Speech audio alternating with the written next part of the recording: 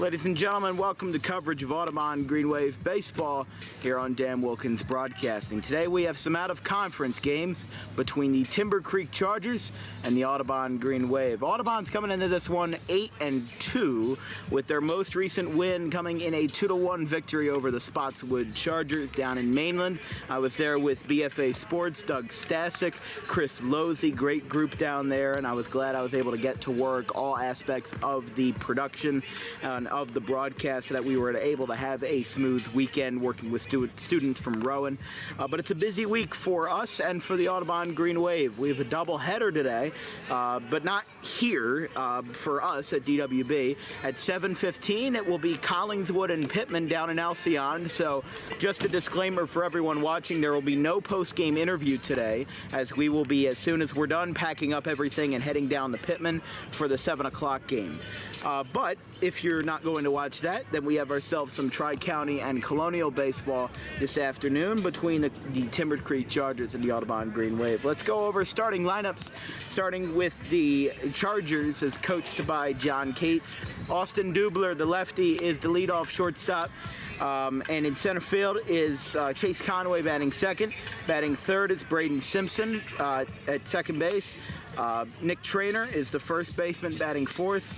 Aiden Scanlon is the DH batting fifth. Cole Erickson is the pitcher, but he will not bat. Sal Rose, the fourth, is the left fielder batting sixth. Kyle Leiser is the catcher batting seventh. Vic Okendo is the right fielder batting eighth. And Matt Newcomb is the third baseman batting ninth. For Rich Horan's Green Wave, it's Tyler Wiltsey at shortstop. Scott Lynch is getting the start, and he is batting second. Ryan Zimmer is batting third and behind the plate. Charlie Grady is in left field batting fourth. Gabe McCracken batting all the way up in fifth today. He is the third baseman. Trent Bannell is the DH batting sixth. Bryce Dempsey is in right field batting, or rather he's not going to be batting. It'll be defensive only. Jack Dempsey is the second baseman, batting seventh. Zach Beebe is the center fielder, batting eighth. And Joey Slavin is the first baseman, batting ninth. So Audubon is just getting done their warm-ups, and so are we. So we will be going to break, and we'll have some Audubon baseball for you in about 5 or 10 minutes.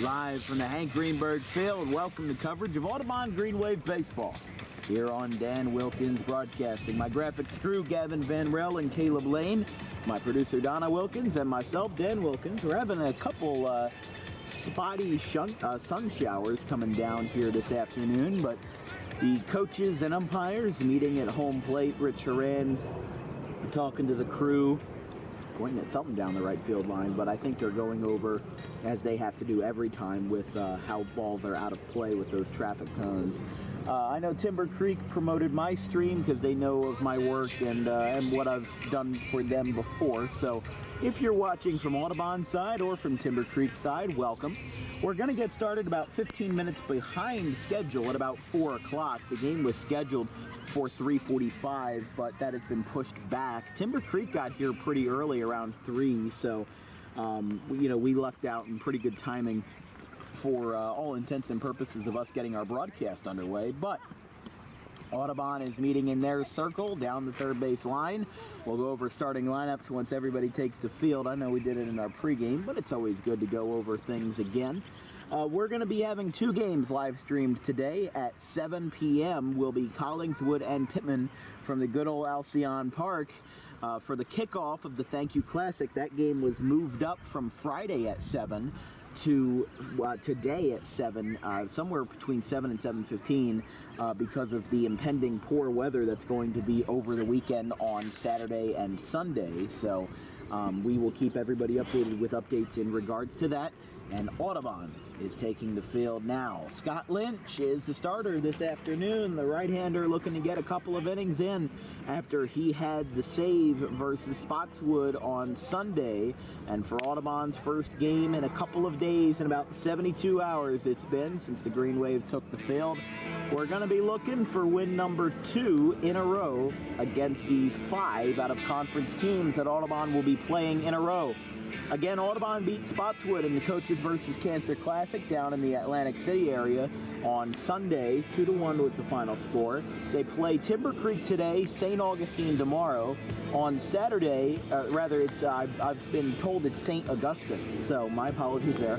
On Saturday will be St. Joseph's Hamilton in the Thank You Classic. And then after that will be Bordentown. So this is going to be the second of 5 in a row for the Green Wave, with themselves having an out-of-conference opponent. Audubon's next inter-conference opponent in the Colonial Conference will be Haddon Township on May 2nd. So we still have a ways to go. But for Scott this year, he's going to be facing a tough Timber Creek team, which in Group 3 competition is 4-7 this year, but they had themselves one heck of a game down in Mainland. They were the game on the JV field just before ours with Audubon. They played Cherry Hill East. They were down 6-1 in the 7th rather. They came back, hit a grand slam down to their last strike to tie it at 6, and then Cherry Hill East walked it off to win 7-6. So one heck of a game. But for the Timber Creek Chargers, as coached by John Cates, let's do a quick wrap-up and an overview of how the starting 9 for the Tri-County team will go about from the Black Horse Pike Regional School District. It's Austin Dubler, the leadoff shortstop, batting first. Chase Conway is the center fielder, batting second. Braden Simpson, who has 11 stolen bases this year, he is at second base, batting third. Nick Traynor is the first baseman, batting cleanup. At the DH spot, batting fifth, is Aiden Scanlon. In left field, batting sixth, is Sal Rose the fourth. Kyle Lizer is behind the plate, batting seventh. Vic Okendo is the right fielder, batting eighth. And Matt Newcomb is the third baseman, batting ninth. Lynch versus Austin Dubler. He sets and throws, and it's a strike. And we are underway here in Audubon.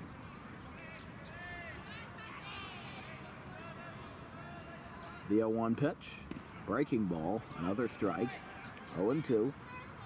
Prep Baseball Report was down in the Mainland area for the Audubon Spotswood game, and there was a scout that put a radar gun up to Scott Lynch, and he was throwing 88 miles per hour at his best. Obviously, us having a radar gun would be well out of our budget range because those things are like $600, $700, but I'd love to have one if I ever won the lottery, or if I got a major sponsorship deal or something like that. That would be incredible to incorporate on the broadcast. That one is upstairs. 1 ball, 2 strikes to Dubler. Again, the first 3 for Timber Creek will be Dubler, Conway, and Simpson. Outside. Now, last year, Audubon did play in Timber Creek, and they won 4-1 against a team that was 9-16 in 2022. But the difference was that I wasn't there.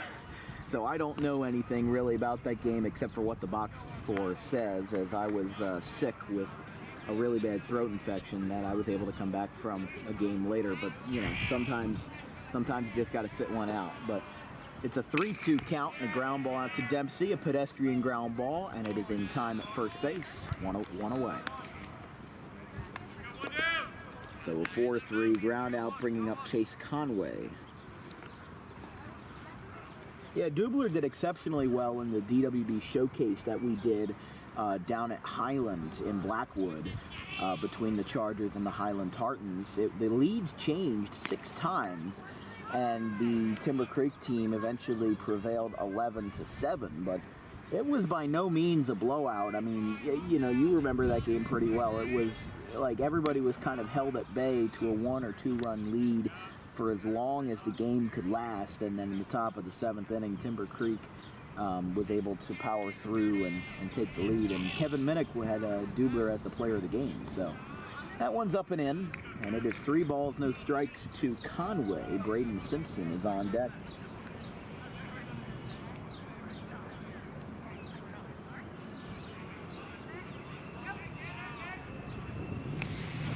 There's a strike.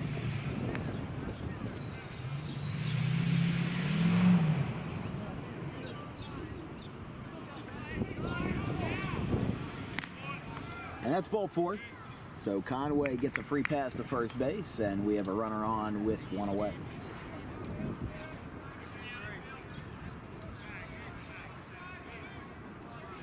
Again, a bit of anomalies in the Green Wave defensive order this afternoon, as Bryce Dempsey's in right field, Zach Beebe's in center, Charlie Grady in left, and then for the infield, Joey Slavin at first, Jack Dempsey at second, Tyler Wiltsey at short, and Gabe McCracken at third. Linked on the mound, Zimmer behind the plate.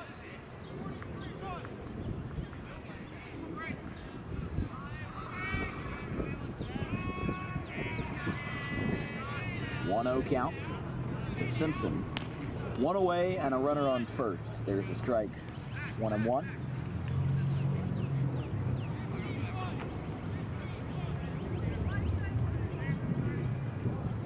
Timber Creek 4-7-1 this year. They started off the season with a 3-game win streak. As here goes down to second base, it's going to be Conway, and there will be no throw.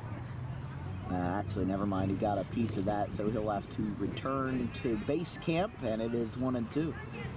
Yeah, Timber Creek started out with a 3-0 start, 17-5 win over Deptford, 8-7 win over Triton, and an 11-5 win over Shalleck. But then they lost their next 5 in a row to Woodstown, Delsey, Gloucester Catholic, Cherokee, and Cumberland, as here's a ground ball foul over towards the coach's box. And it's 1-2. And of course, that 11-7 win over Highland was the game that we broadcast. But then after that, the day after, they actually tied Delran 13-13. There are ties in high school baseball, but they're really rules that you only see because of high school baseball, and because, you know, like Audubon Field does not have lights, so look, when the sun goes down and no more baseball can be played, if the game is tied, that's how it will end. Throw over to first base, still nothing going on there. Still 1-2 count to Simpson. But yeah, I mean, we've seen that. We saw that before last year with West Deptford. I believe that they were like 14-8-1 or something like that, or I think maybe Kingsway was. Here's a throw down to second base. Dempsey can't get that. It kicks off of him, and it will go into shallow center field, and everybody's going to hold up. Looks like the slide kind of awkwardly positioned everyone, and it caused a collision. But Conway gets to second base, and there is 2 down after the strikeout to Simpson. So we almost had to strike him out, throw him out, but instead we have 2 away and a runner in scoring position for Timber Creek.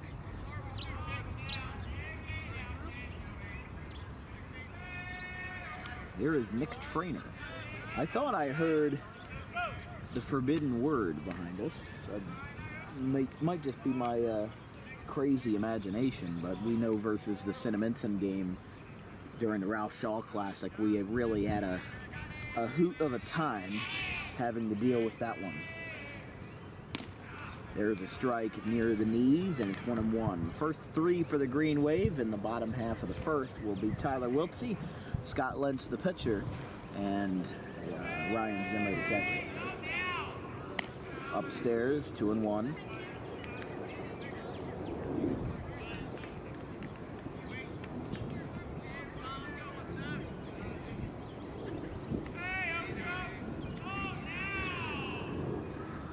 Grounder right back to Lynch, and he will take this one himself and flip it over to Joey Slavin to retire the side.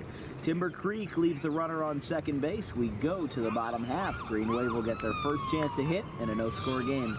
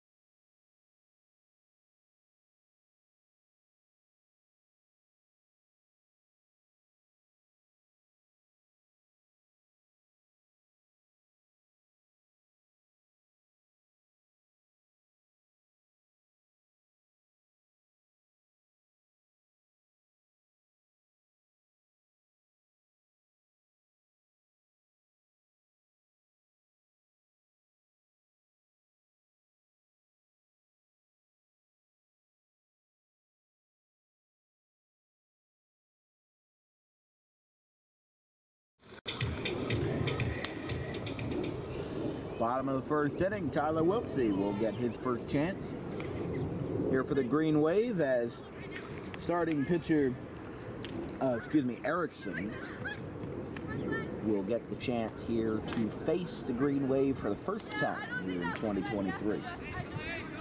Like I said, I know basically nothing of that Timber Creek Audubon game from last year because of the fact that, well, I wasn't there. But hey, sometimes you're just so sick that you can't make it to a game, and it happens. Here's a bullet out to left center field, going back, and that one's going to go over everyone's head, and it will go off the Cabana sign. Wiltsey's going to third, and he is in there, standing up on a first pitch triple in the gap. Tyler Wiltsey took a fastball and absolutely drilled it. In some ballparks, I mean, you think about the fact that Wiltsey has had the only home run off of a Green Wave bat this season, and that was from the Cinnaminson game versus in the Ralph Shaw opener, and that was basically an equivalent to a walk-off, considering 2 batters later the game was called due to rain and lightning in the area. They sent everybody into the sheds that are behind us to dry off, and then They tried restarting it. Lightning came. They tried restarting it again. Lightning came. And then at that point, they were like, well, we're either going to just keep having lightning strikes or we're going to run out of daylight. So they decided to call it. And I would have thought that they would have suspended it to the next game, to the next day, and they would have resumed the game. But the 2-0 pitch to Lynch, he was way out in front of that one, and it's 2-1.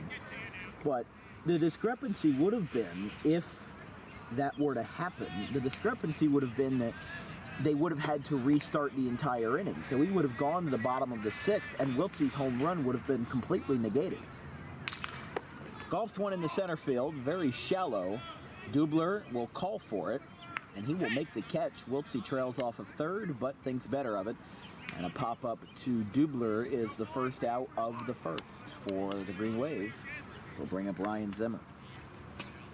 There was one point this year where Ryan Zimmer was batting .565, and I think that has since waned a little bit, but still an impressive feat nonetheless, considering he had a rather pedestrian .273 average in 2022 as a sophomore, but now he's kind of been thrown into the middle of the order, not only with Charlie Copsetta's injury, but also with the fact that, you know, there's no more Xavier Massey, there's no more Isaiah Pinckney. So the fact that Zimmer went from hitting like 5th or 6th last year to being hitting 3rd this year is really a huge turn of events.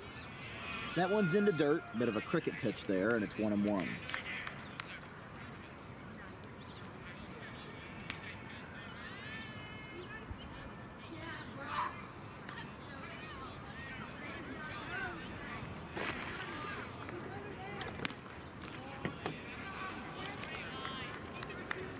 Two balls, one strike.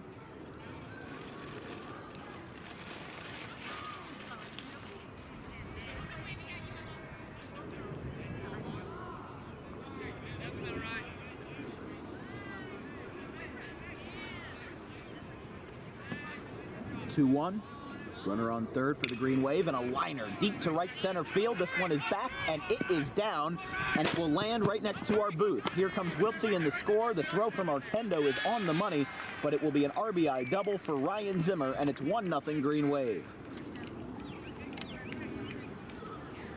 That one was split perfectly, and Zimmer just ripped it the other way, and that's been Zimmer's specialty that I don't think anybody's picked up on yet, and maybe I'm spilling the beans a little too much for my own good, but, you know, I think that a lot of people don't realize that Ryan Zimmer, even though he's a right-handed hitter, doesn't mean that he's always going to pull the ball. I've seen Ryan Zimmer try to hit the ball to left field, and he's rolling over like 80% of the time. So what he realizes is that his best bet is hitting the ball the other way, because not only are the defenders not expecting it, but by the time they pick up on it, he's already 2 for 2. And that's why his batting average is so high. He changed his approach, maybe not, you know, like night and day over the offseason, but a 262 average in 2022, which I don't think NJ.com calculated correctly. I have it as 273, and a 448 average this year. That's a difference of nearly 180 points, which is so much different for Zimmer. And then you look at 2021, they don't have his numbers, but 21 for 62, which would have been a 338. And here's a grounder up the middle, diving stop, but he can't get there. And it is picked up by Simpson. So Green Wave still continuing to have a nice day at the plate with a triple by Wiltsey, an RBI double by Zimmer, and now a single to put runners on the corners for the Green Wave, setting up for Gabe McCracken, the number 5 hole hitter for Audubon this afternoon. I've always found that, you know, I'm not slighting Timber Creek in any way, but you look at their record, 4-7-1, and then you look at Audubon's record, 8-2. There's always good baseball to be had out of a very good Group 1 school versus a Group 3 school that isn't bad, but, you know, maybe around middle of the road in terms of standings. I think even John Cates will tell you himself that, you know, I've heard some parents from Timber Creek say the team is almost like the Phillies. They're extremely talented, but they haven't been able to pull a lot of things off. And going down to second base is going to be Grady, and Zimmer was starting to break for home, but he slammed on the brakes and returned to the base. So runners on second and third for Audubon and a 1-1 count. With one away and a 1-0 Audubon lead, they've jumped out to an early one. Remember, last year's game was only 4-1, so maybe things will be a little bit more offensive-minded in this one. 2-1.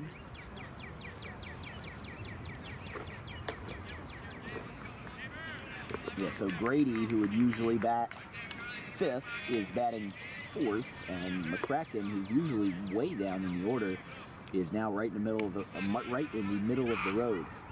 That's 3-1 to McCracken. Again, runners on second and third, so if he pokes one through the right side, I mean, there is a wide open gap between second and first, because they've got to hold on to that bag. So they've got to keep an eye on Charlie. But that's a swing and a miss, and the count now runs full.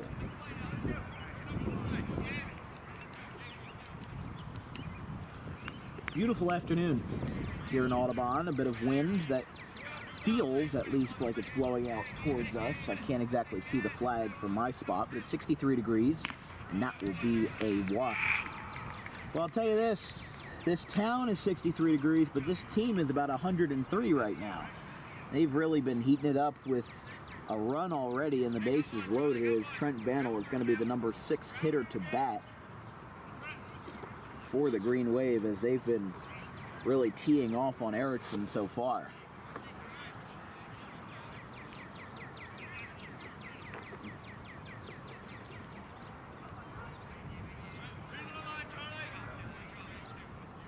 First pitch, Trent is outside 1-0.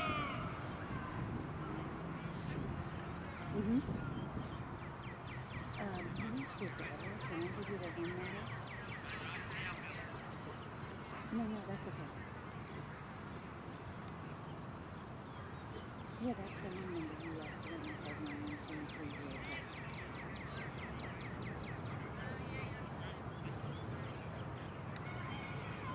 One ball, no strikes to Trent Bannell. On deck for the Green Wave would be Jack Dempsey. You can't tell me. No, it's 2-0. That's his daughter. He wasn't driving for a while.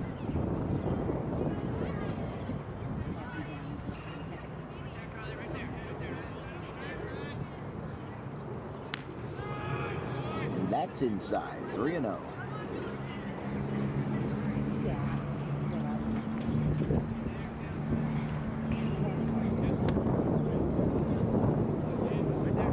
Count, Green Wave looking to walk in a run.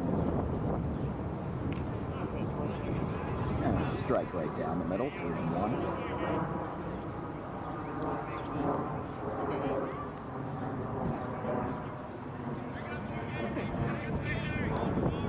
Base is loaded, and Bannell looking to drive in a walk, and he will on a ball inside. It's 2-0. How about it? Thank you so much. So Zimmer will score, Brady to third. Trent Bannell keeps the party moving and keeps it alive. So here is Jack Dempsey.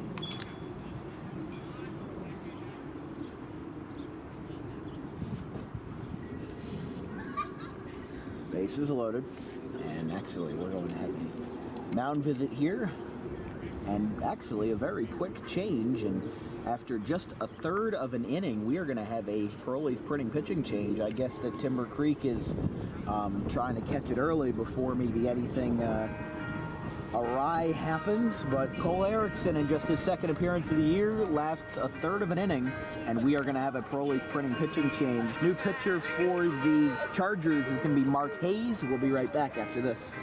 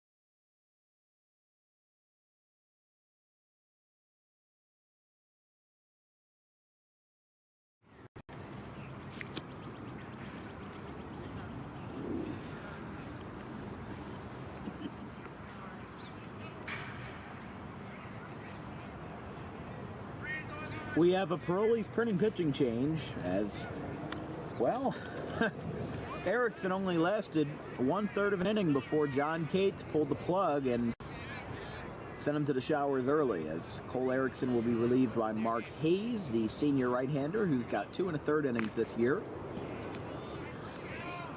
He's appeared in 3 games so far, appeared in an 11-5 win over Schalich, a 15-4 loss versus Gloucester Catholic, and a 7-6 loss to Cherry Hill East. First pitch to Jack Dempsey is upstairs, 2-0.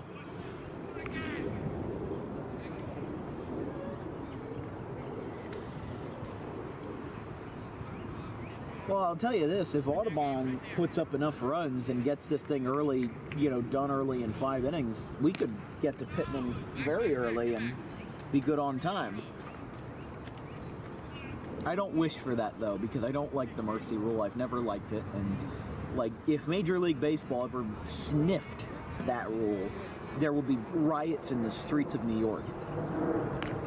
But that will be another walk, and you can keep the runners moving as the bases will remain loaded, and 3 straight walks by the Green Wave have put up a 3-0 score in the first.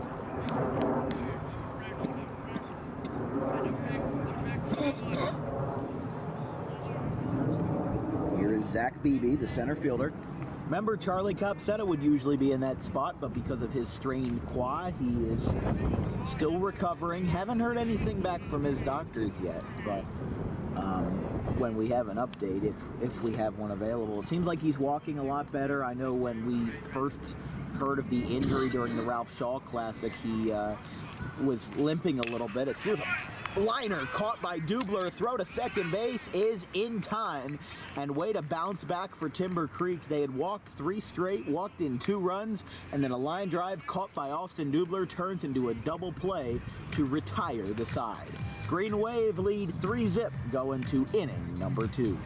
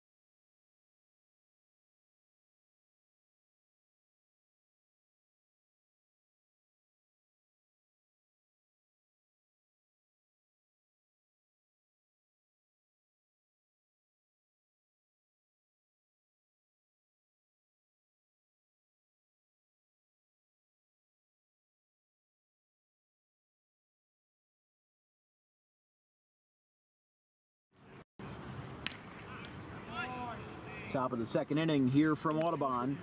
Green Wave lead 3-0 thanks to Scott Lynch and a couple of other key benefactors after the Green Wave walked in 2, as taking inside there is Hayden Scanlon. Timber Creek got a runner on first to start the first, but couldn't muster anything further. And the 1-1 grounder out to second base. Dempsey picks it up, and that will be in time. 1 away. So a 4-3 ground out will bring up Sal Rose. Now, Rose did not appear in the Timber Creek Highland game that we covered on DWB last week on the 19th, but he did appear in the 7-6 loss versus Cherry Hill East that I was on the camera switch box for. So Rose, the senior utilityman, batting .333 with a homer and 5 for 15.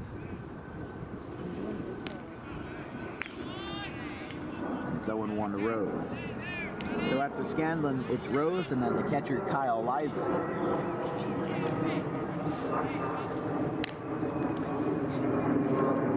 And it is 1-1. Swing and a miss, 1-2.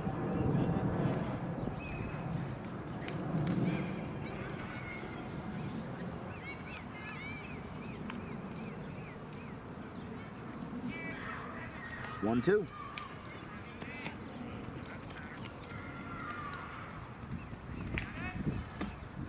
Grounder back out to Lynch.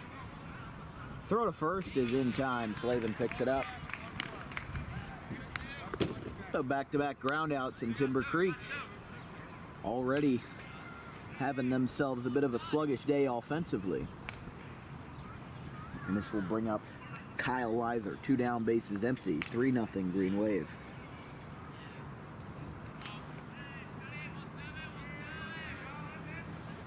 Again, Green Wave play St. Augustine Prep tomorrow, which will be an interesting one. Audubon hasn't played St. Augustine since 2014 when St. Augustine won. Yes, excuse me, St. Augustine, yes.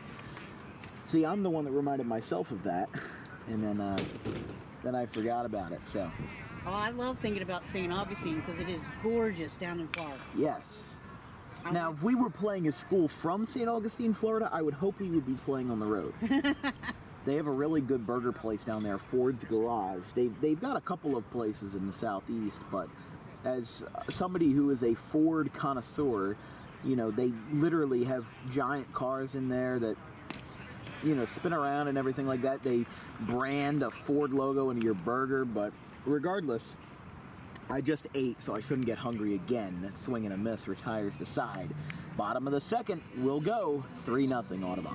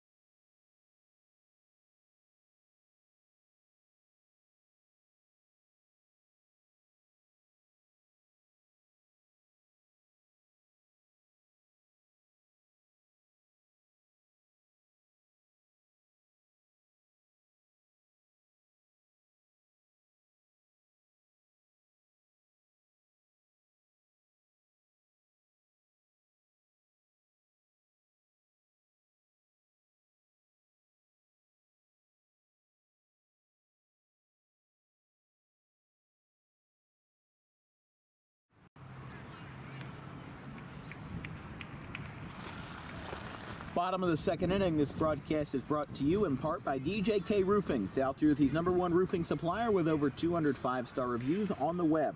Get a free quote today by calling Carmine Rampola at 856-778-3900. Green Wave put up 3 in the bottom of the first, and they look to replicate that success in inning number 2 as Joey Slavin, the number 9 hitter, is the first to bat for the Green Wave. And it's 0-1. 9-1-2 due up for the Green Wave. Slavin, Wiltsey, and Scott Lynch as Timber Creek delivers, and it's outside. So Dan, you were talking about St. Augustine in Florida and Yes. Ford's Garage. When you went into the bathroom, they had a tire for a sink. Right. And gas pumps for the water. Yeah. It was so cool. Did they have that in the women's room too? I don't Oh, remember. they definitely had it in the women's room. I wasn't in the men's room, just for the record.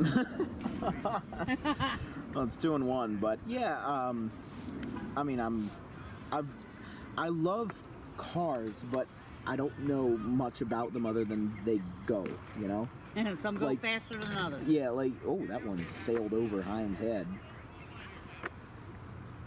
2 balls, 2 strikes to Joey Slavin, but if my car were to break down on the side of the road, I'd curl in a ball and cry until AAA got here, you know? Or call your mother. Yes, because you used to work on cars. Yeah. With my grandfather, living over in Heights. But if you're ever down south, look for Ford's Garage. It is definitely a great, interesting experience and a great food. Yeah, they have some locations down near the Tampa airport, because when we went to Tampa, Yeah. it's really nice there. 3-2. Slavin fouls it back. Slavin in his first varsity season batting .381, 8 for 21, 6 singles, 2 doubles, and 7 walks, which is a valuable part of being at the bottom of the order. I mean, the highest Slavin has batted this year was second, and that was more of an exception than the norm. So the fact that he's been drawing now his 8th walk of his junior season really does help him, because you know, you don't want the top of the order to do all of the heavy lifting. You need to be able to contribute in more ways than one if you're the 7, 8, or 9 hitter. You can't just be a placeholder on the lineup card. Here's Tyler Wiltsey. He tripled and scored his first time. I mean, I had no idea that somebody who batted .424 in their freshman year could somehow improve on that. As here's a grounder out to third. Throw to second for 1 on the first.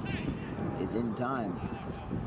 I'm a little bit surprised by that move. Usually I see everybody try to throw out Tyler because he's fast, but they wanted to go and get the first initiative under wraps, and that was getting the lead runner, and that's exactly what they did. So Did they get the guy at first? they did not. Wiltsey is safe. Okay. And that's going to be scored as a 5-4 fielder's choice. Bringing up Scott Lynch. Breaking ball and a bit of an eephus pitch. That one's going to go back. And Tyler Wiltsey's up, standing up. So runner on second with 1 away.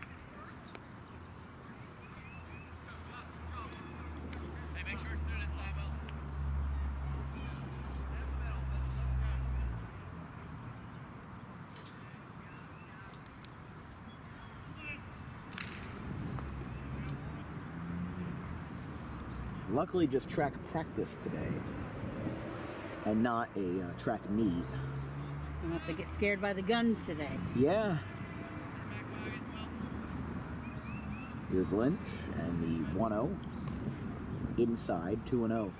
Lynch, in his senior season, his second as a member of the Audubon Green Wave baseball team, he's batting .464. Had 4 homers last year, but hasn't converted on any so far in 2023. He's gotten close a couple times, but I would say, honestly, after looking at some of the baseball fields in South Jersey, that Audubon is a pretty pitchers-friendly park. If you remember from last year, a lot of the home runs that we saw were on the road. Tyler Wiltsey has hit all 3 of his home runs in his high school career at home. But again, that's kind of an anomaly and not what we've seen usually. Scott Lynch, only out of his 4 homers, only hit 1 of them at home in 2022. He had 2 in Gloucester and had 1 in West Deptford as well, in that 9-7 win. So Scott Lynch taking first base on a walk and going down to first base to replace him. I can't tell. It is Jason Stockland, number 8. The sun glare is also hitting my camera, so it's hard to see when I'm adjusting, so what do you do? So here is Zimmer. Runners on first and second. Zimmer takes a strike inside, 0-1. I read a article from NJ.com, which was brilliant reporting by Jeff Goldman, talking about Deptford Little League. Now, you might ask, why am I bringing up Deptford Little League? You may have seen this story because I've complained a lot of times about how fans treat umpires and how they really, if you look at like Michael McGarry and what he wrote for the Atlantic City Press back a couple months ago, maybe even a couple weeks ago, about why more people should be umpires for high school. You know, that's a great piece of journalism in of itself. But so I don't know, have you heard of the story with Deptford Little League? No, I have not. So what was going on is that early in the season, 2 umpires from the Deptford Little League quit because of verbal abuse from fans. Oh, that's a shame. And now they've turned the tables. And by the way, it counts 2-1. That one's upstairs, 3-1. They've turned the tables, and again, quoting Jeff Goldman here from the NJ.com article, it says, after 2 umpires quit early in the season due to verbal abuse from fans, Deptford Little League president Don Bazuffi instituted a new rule. That's going to be ball 4.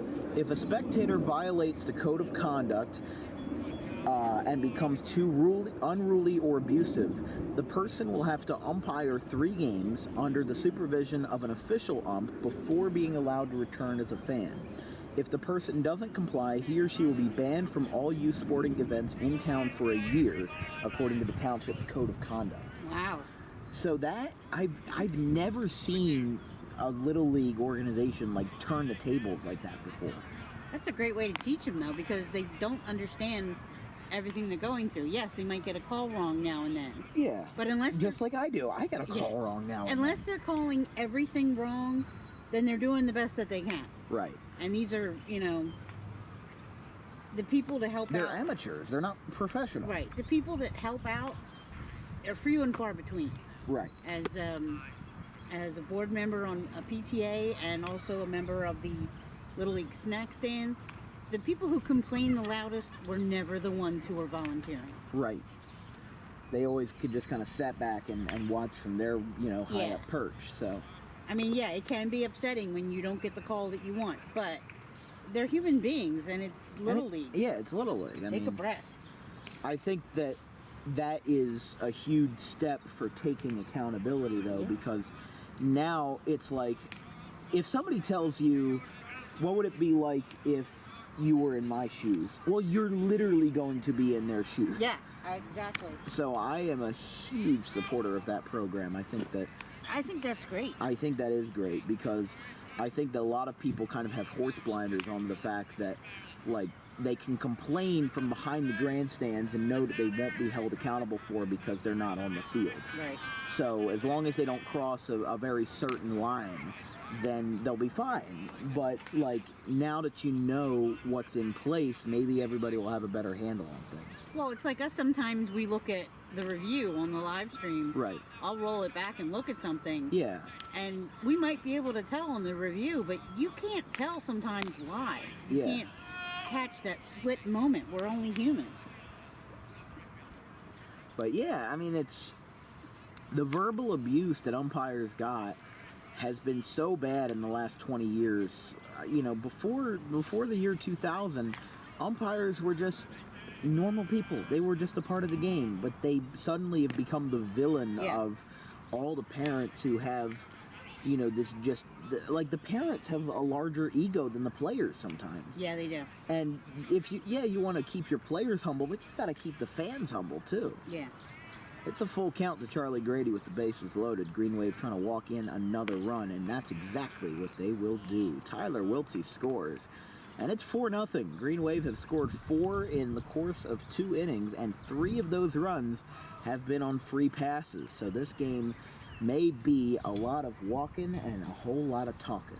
So John Cates is coming out, and because he's got a larger school to work with, he is going to make his second pitching change, as Bruce Stowell already came out to talk to him a couple of batters ago. And now we're going to have another Paroli sprinting pitching change. So lasting another 2/3 of an inning, this time just making it into the first out of the second inning. Mark Hayes is out, and now number 13, Tyler Hale, the senior, is in. We'll be going to a Paroli sprinting pitching change, and we'll be right back after this.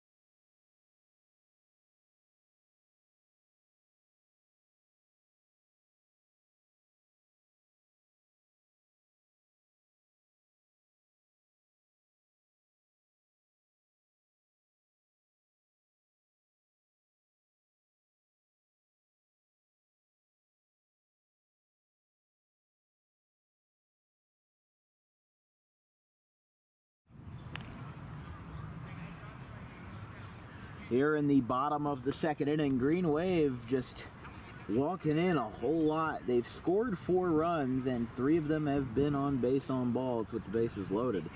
After the third pitcher now is in for the Timber Creek Chargers, and it is going to be Tyler Hale. First pitch is a strike call to Gabe McCracken.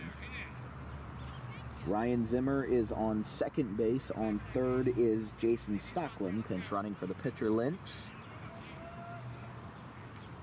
That one is in the dirt and inside. 1-1.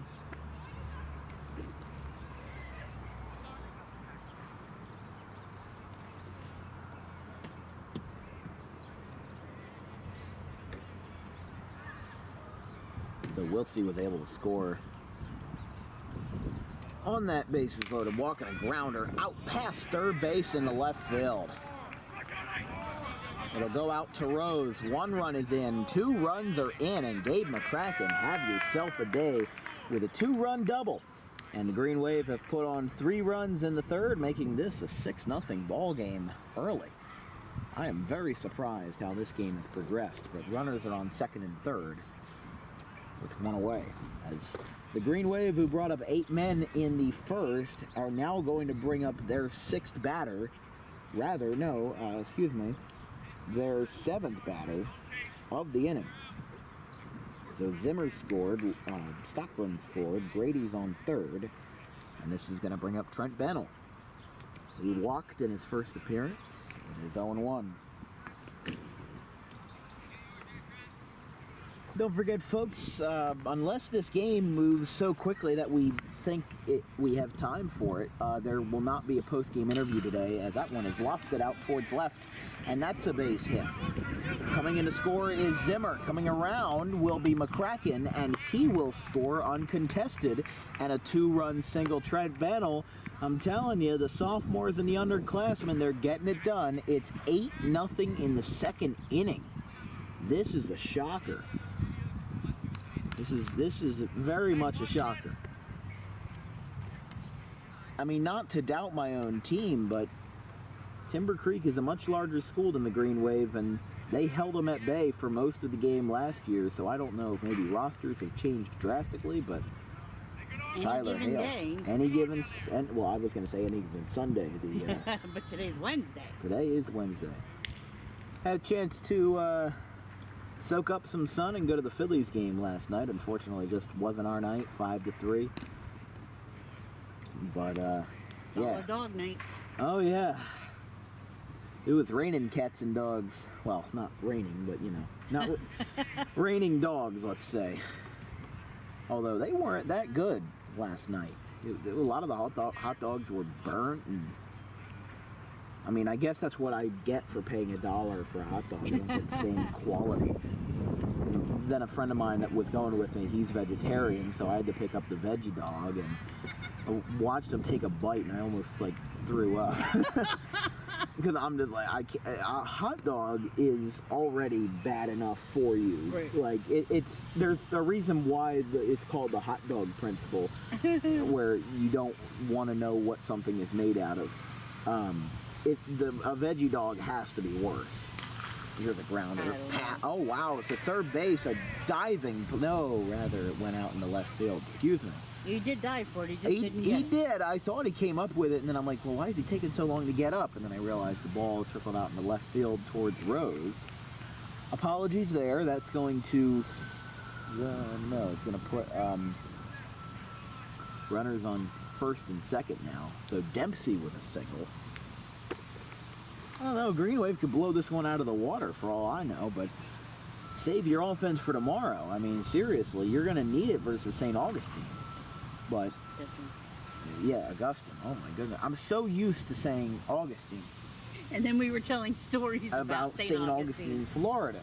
Augustine. Yeah. Buna, Buena, Augustine, Augustine. Yeah. Forgive us, folks. Yeah. Especially our Floridian viewers. Yes. There's a strike right down Broadway on the breaking ball. It's 0-2. Well, you said the other week you had someone watching from Germany? Des Moines, Iowa. And there was somebody in another country. I think somebody was watching from Germany. Yeah. Pretty sure. a relative of one of the players, right? Yeah, I think so. But So they really enjoyed seeing somebody that they don't normally get to see. yeah, especially since plane tickets are more expensive than usual. And trust me, we knew that for sure. Trying to plan for a baseball trip, trying to fly down to St. Louis, Miami. We have 10 stadiums left to do. Well, Zach Beebe just struck, Zach Beebe, sorry, I'm behind on my scorecard. He struck out looking, and there is 2 down for Joey Slavin, who is batting again. Oh, I'm sorry, it's making noise. Yeah, you're making noise. I thought you were trying to get my attention. No, I'm so sorry. Dysfunctional booth today. So Slavin walked and then was forced out via a fielder's choice to start off the inning. The 0-1 from Hale. And a fly ball. Country mile in the sky, out towards left. And it's dropped. And that's a fair ball. It was dropped by Newcomb, and Slavin will get to second base. I thought that was a relatively routine play, but it falls, and Slavin will get to second on the E5, making it 9-0 Green Wave. Wow. Is he getting a pinch runner? No, he's not. He's dropping off his equipment. Oh, okay. I saw him running away. Fleeing the scene. Wait a minute, you're not out.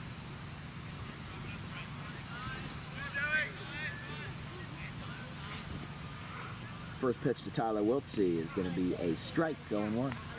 Don't forget, folks, that at 7 o'clock tonight will be the Collingswood Panthers and the Pittman Panthers, a battle of the Panthers from Alcyon Park to kick off the Thank You Classic.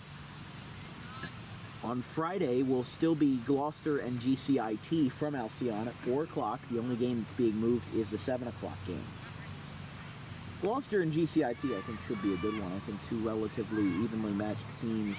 And not to say that Collingswood and Pittman aren't 2 evenly matched teams as well, but, you know, these are 2 good schools going against each other in a game that, you know, would have been played Friday but was delayed due to impending weather over the weekend. So a couple of things were shifted around. Yeah, what did I say? Oh, sorry. Game was moved up. Yeah, there we go. Here's a rocket out to center field. Going back on it, and it is caught by Chase Conway to retire the side. So the Green Wave leave 2 on, but they leave a lot at home plate. We go to the top of the 3rd. Green Wave are up by 9. It's 9-0 going to the 3rd.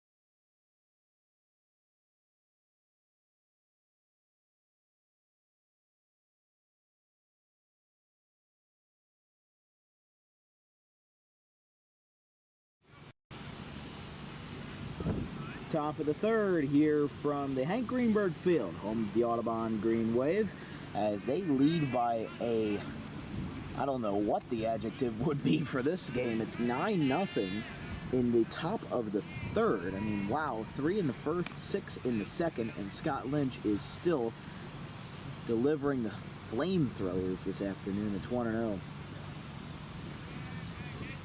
But if you're an Audubon fan, we'll take it. Yeah, would improve the team to 9-2 going into the St. Augustine game tomorrow. 1-1.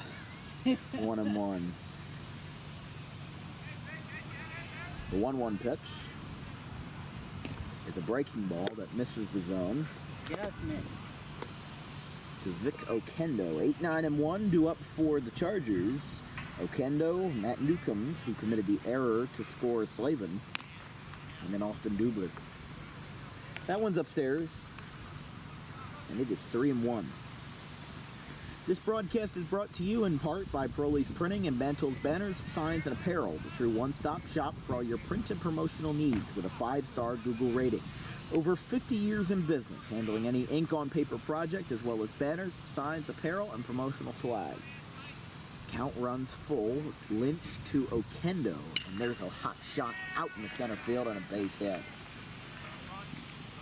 Picked up with ease by Beebe, and Timber Creek has their first hit of the afternoon, bringing up Newcomb, third baseman.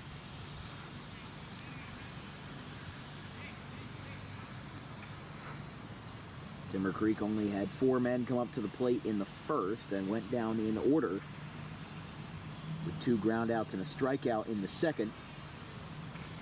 Yeah, with the Thank You Classic being in 3 different locations on 3 different days, obviously the rain is going to be, the rain holding off is going to be beneficial to, whether we even play. I mean, if it's just rain, if it's not a torrential downpour and if there's no lightning, we should still be okay. It's going to be not pleasant, but it'll still happen, and I think it'll be a good experience. Like we said, on Friday in Alcyon Park will be GCIT and Gloucester.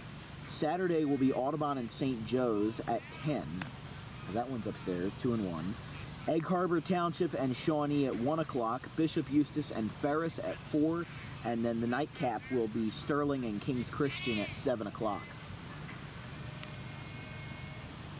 Sunday will be at Joe Barth Field, home of Gloucester Catholic in Brooklawn. We're going to start the day off at 9 a.m. with Washington Township and Glassboro. 11:30 a.m. will be, oh my goodness, why am I not remembering this? Right, Milburn and Kingsway at 11:30, High Point and Cherokee at 2 o'clock, and Pennsville and Donovan Catholic at 4:30. So good games all around. 3-1, and that one's going to be a walk. Just got to hope for the weather to hold out. Just hope for the weather to hold out.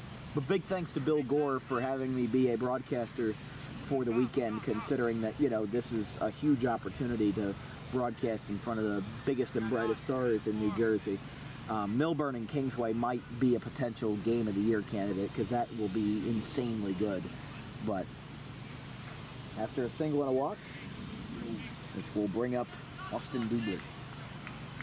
Runners on first and second for Timber Creek.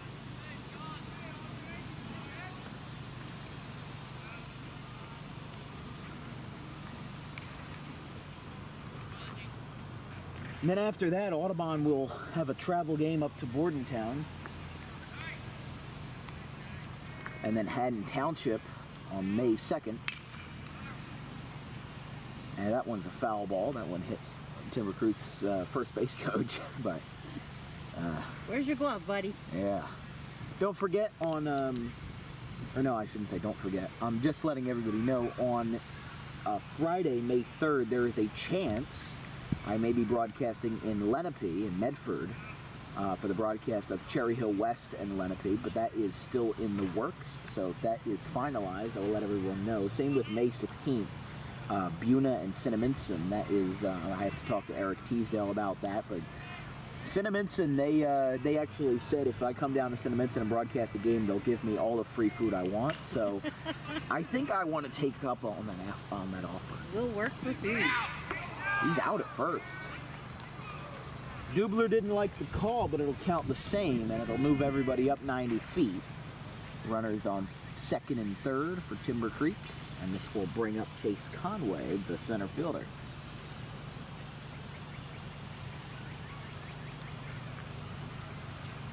So Okendo on third, Newcomb on second.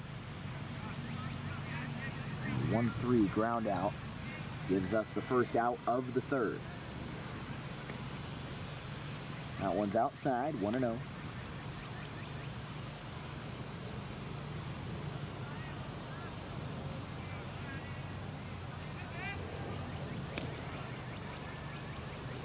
It's 1-1. Some parents taking in the ball game right above the 320 sign. I think that's John Stockland down there. I don't recognize anybody else in that shot, but I'm sure. The dad group. Yeah, I feel like we should start playing the King of the Hill song.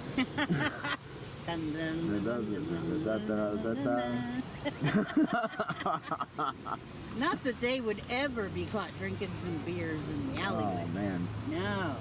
Maybe not in the alleyway, maybe on the front porch. Yeah. The 1-1. That one's going to skip away again.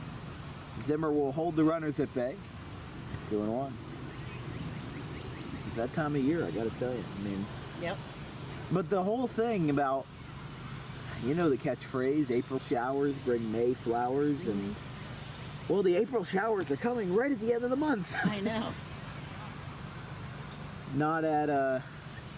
Not spread out. I mean, we had like not a lot of rain at all for the first like week or two, and then it all came down during the Ralph Shaw tournament. Then we had another good 2 weeks, and little looper out to center field. Wiltsey can't get there. It'll drop in front of BB.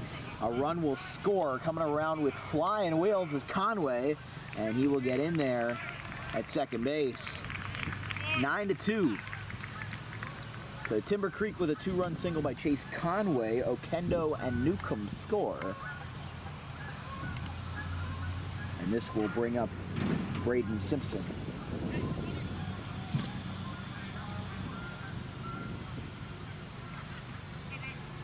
So Simpson at the dish, he struck out his first time.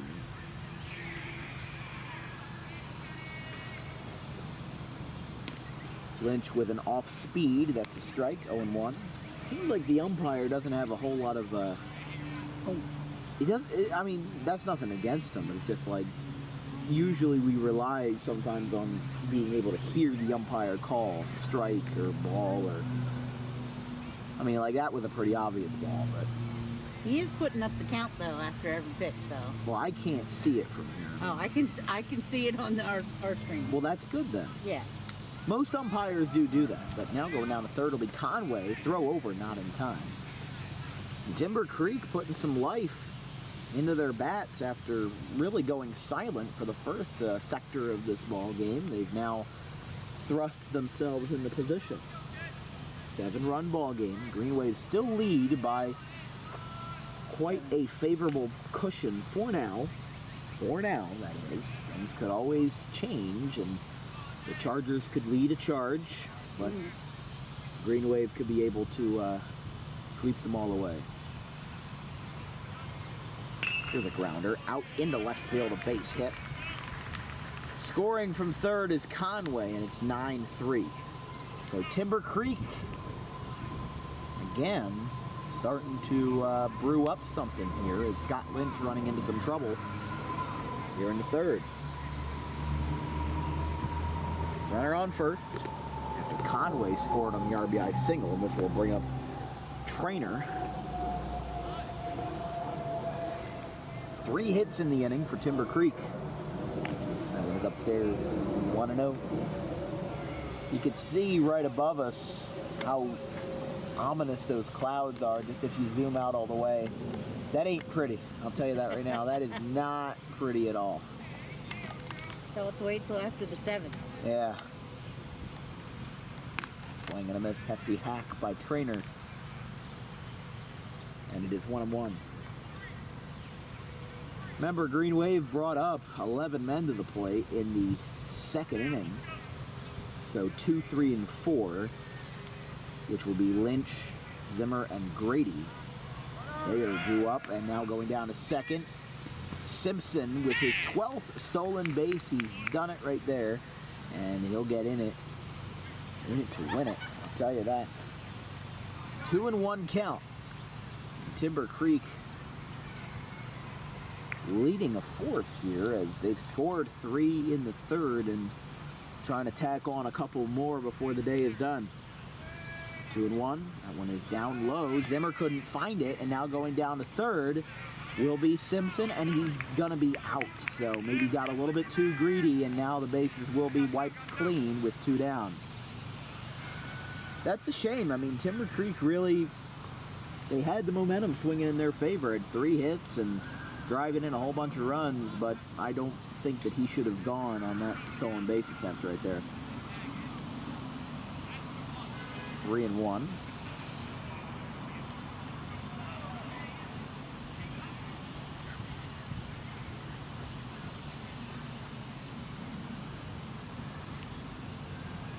Trainer Aiden Scanlon is due up next for Timber Creek, and that is a strike. 3-2. I didn't see any signal, so I didn't either. I was also confused. Yeah, I was waiting for a bit of a sign there, but alas, we did not get one. Full count, and time is called. Plate.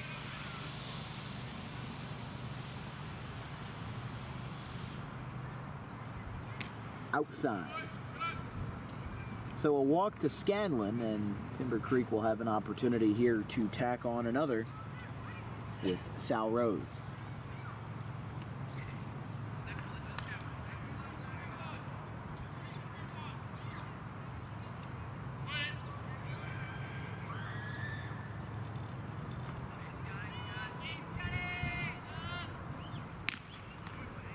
There's a strike, 0-1. 2 outs and a 9-3 ball game. Audubon leading by 6, but at one point they led by 9, as the scoreboard will tell you, as it's 0-2 rather. Scott Lynch looking to get out of the jam and do a little bit of damage control, but not yet. It's 1-2.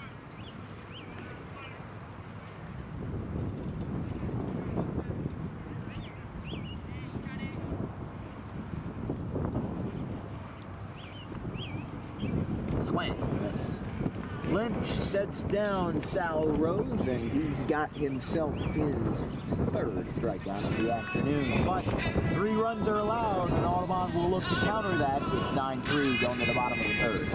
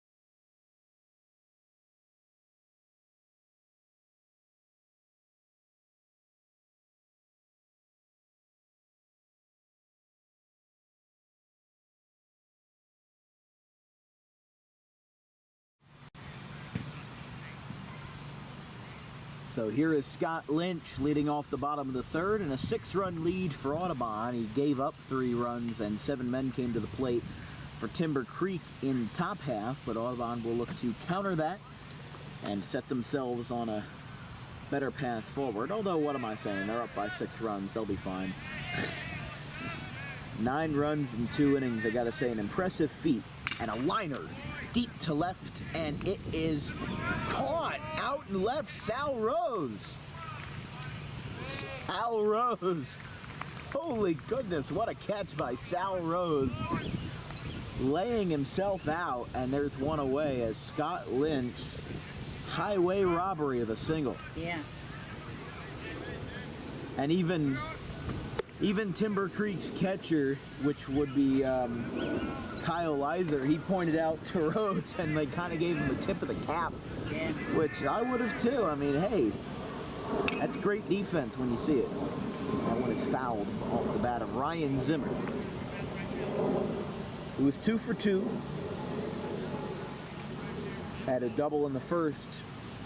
Excuse me, he's only 1 for 1 because the walk does not count as an at-bat, only counts as a plate appearance. The ball is 1 strike. That one is away, 1-1.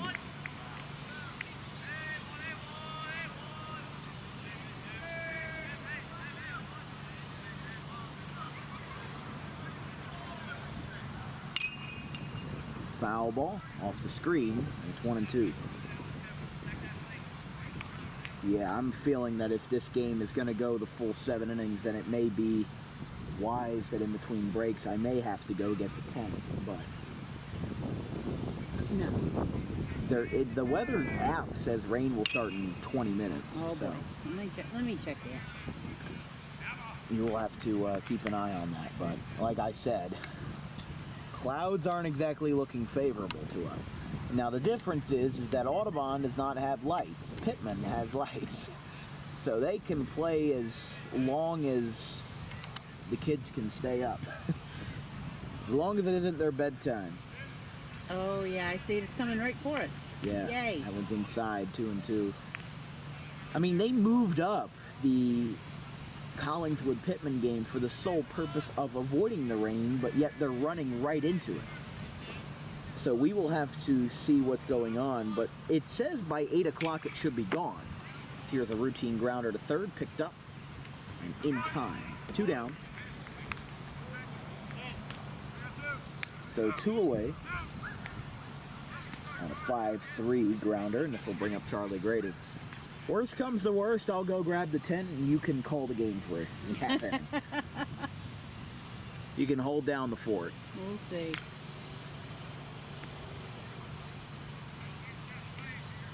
I just don't like how those clouds are looking. But like I said, the rain should be out by 8. And that's fine for the Pittman game, because that will be... Right. It's going to be under the lights. They can play as late as they want. We just don't want to be in a 2-hour rain delay here. Yeah, especially because of the doubleheader. You know, like I can afford to miss the Collingswood Pittman game, but it would be a real shame because oh, that's a plunker. Yep. So Charlie Grady will take first base with 2 down. But like what I'm saying is that, just for the sake of argument, if this game gets rained out and like they do the same thing that they did with Cinnaminson where we sat here for an hour and they wouldn't resume the game, but they kept trying to. Right. Now, a much more efficient way, if you remember, was Heights and Audubon from last year. It was probably midway through April, and we had, I want to say it was a 9-1 game in the top half of the 5th. Maybe top of 5th or 6th, whatever. And it started to rain, and it started to pour. It absolutely was just coming down in buckets. And they called the game in the first 15 minutes. Here's a grounder out to short, Dubler, with a bit of a low throw, but it does the trick, and it's in time. That one might have slipped from his hands a little. We go to the 4th, 9-3, Green Wave.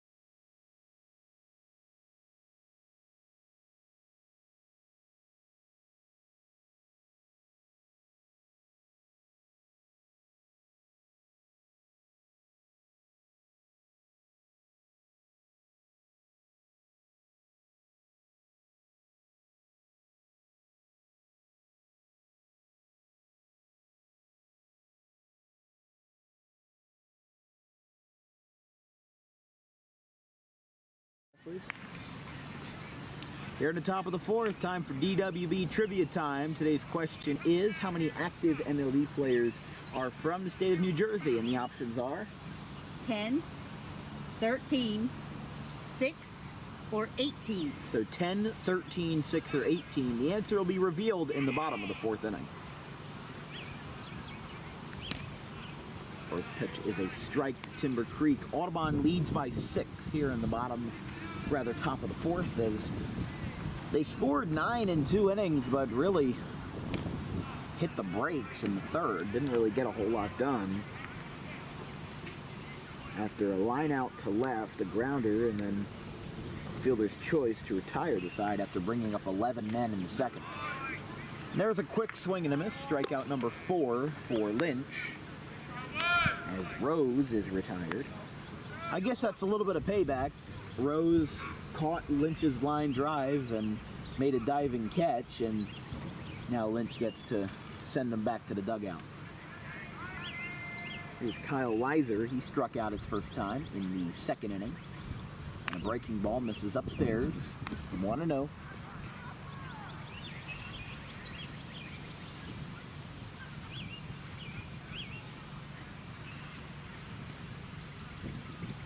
There's a little bit of a cricket pitch, and it's 2-0.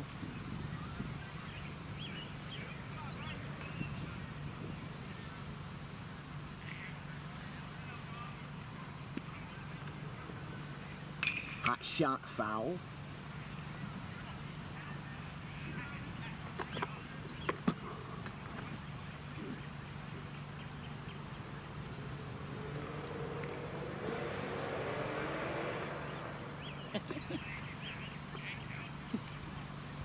What, because I knocked over the camera? I was trying to reach for my pen, man. And it's down low, 3-1. Now I got to do it again. There we go. That's the bad thing about having a director's chair. I can see the game just fine, but I also have to reach over a lot for stuff.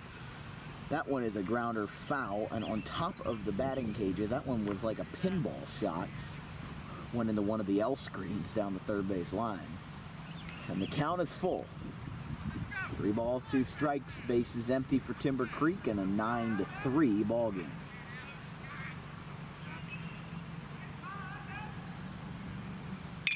Here's a grounder out towards Tyler Wiltsey, spins and fires. It is high and it gets away, and that one's going into the street, so it'll be out of play. And going to second base as a prize is going to be Kyle Weiser. So an E6 by Tyler Wiltsey, although a valiant effort, and that will bring up Vic Okendo. Just really overthrew the second baseman right there, or rather the first baseman, Joey Slavin.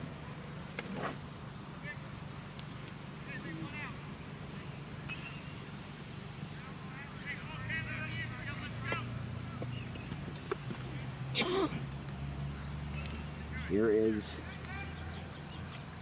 Vic Okendo. First pitch is a strike, rather a ball, 1-0.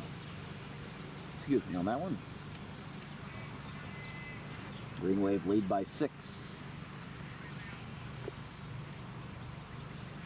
That one is upstairs and going to third. Wow, look at the tag by Gabe McCracken. Couldn't bring it down, but I'm telling you, this team is going above and beyond, having some acrobatics this afternoon, but just not really converting on it. They've converted on it at the plate, but, you know, if they were to allow 3 runs to Haddon Heights in the first inning, they would have already lost the game. That one is a strike right down Broadway, 2-1.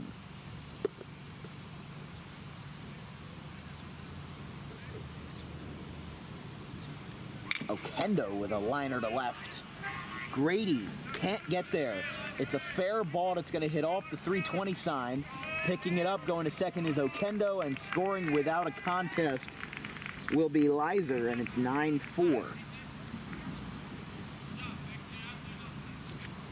So I think what you hope for in this case is, now that it's a 5-run game, you know, maybe things can get a little bit smoothed out. And like I said, if we were going to get out of here early, it would have to mean that the Green Wave score, let's see, they would have to score 5 runs.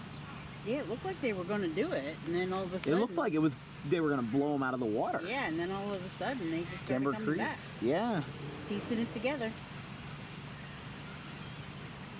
Nobody getting warm, though, in the Green Wave pen. I would imagine that maybe Bryce Dempsey would be a suitable fit in the middle innings, especially with the game being how it is. But you could probably put in Lance Furness, could probably have a couple of other guys that aren't in the JV picture that could maybe get an appearance in.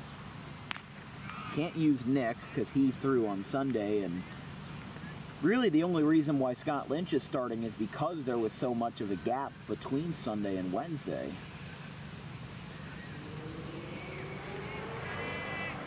The 1-2 is a fly ball out to left center field. Grady is there, and he will make the catch. And holding at second is Okendo. So 2 down. And that will bring up Mendoza. Or, excuse me, Newcomb. I don't know what I'm thinking. I saw M and E, and I was like, what? No, because my N looks like an M, because like, I've said this before several times. I have a doctor's handwriting. It's really something special, which is why I type all of my letters to people. I don't handwrite letters because it would be like trying to decipher Egyptian hieroglyphics. But 0-1 to Newcomb.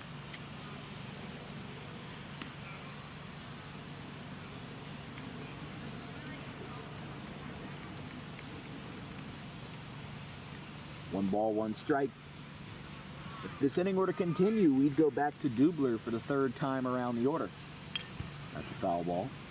Although if you're the Green Wave and if you're confident that you can tack on 5 runs to send us home early, then you'd be maybe bringing out Charlie Grady or something, because he only threw a half dozen pitches on Sunday. He's he's ready to go by now.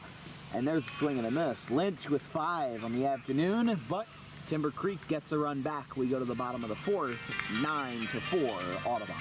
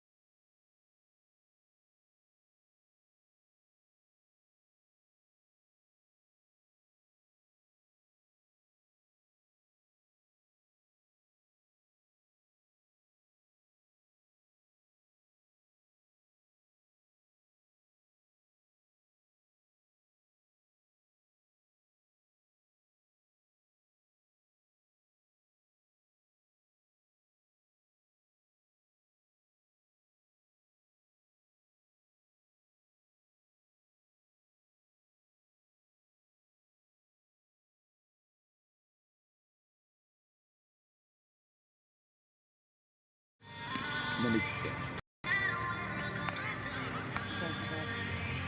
Here we go, trivia time, bottom of the 4th. Today's question is, how many active MLB players are from New Jersey? And the options are, one more time. 10. 10. 13. 13. 6. 6. Or 18. 18, and let's reveal the correct answer. Oh, there we go. 18 is the correct answer, D. So, leading off the bottom of the 4th will be Trent Bennell. We are going to go grab the tent from our car because of impending rain if this game were to go a full 7 innings. So, my mother, Donna Wilkins, she'll be taking over the camera production and the play-by-play until I return, which should be in about 5 minutes or so. So, sit back, relax, and everyone enjoy some baseball while I am gone for this short period of time.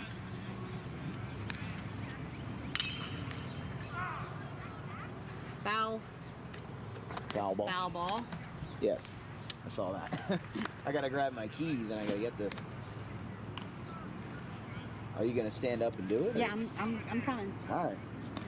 Yeah, I wouldn't worry about balls and strikes, honestly.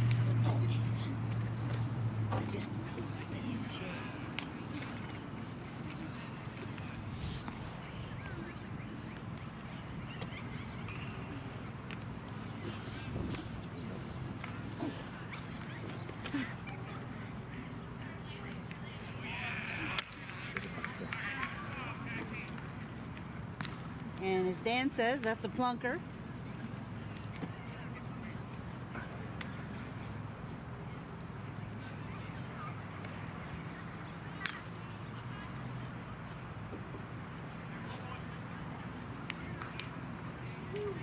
What is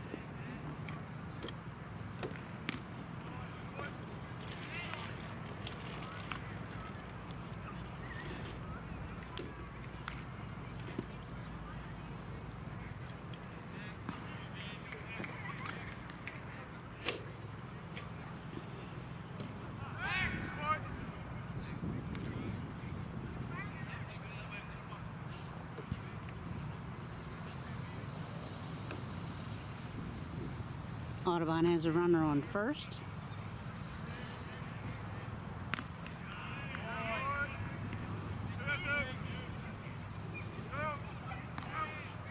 Looks like another strikeout, 2 outs.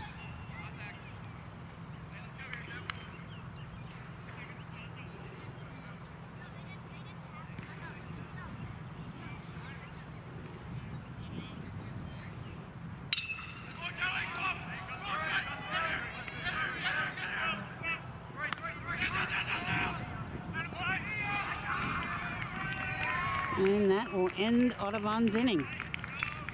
We'll be right back after this break.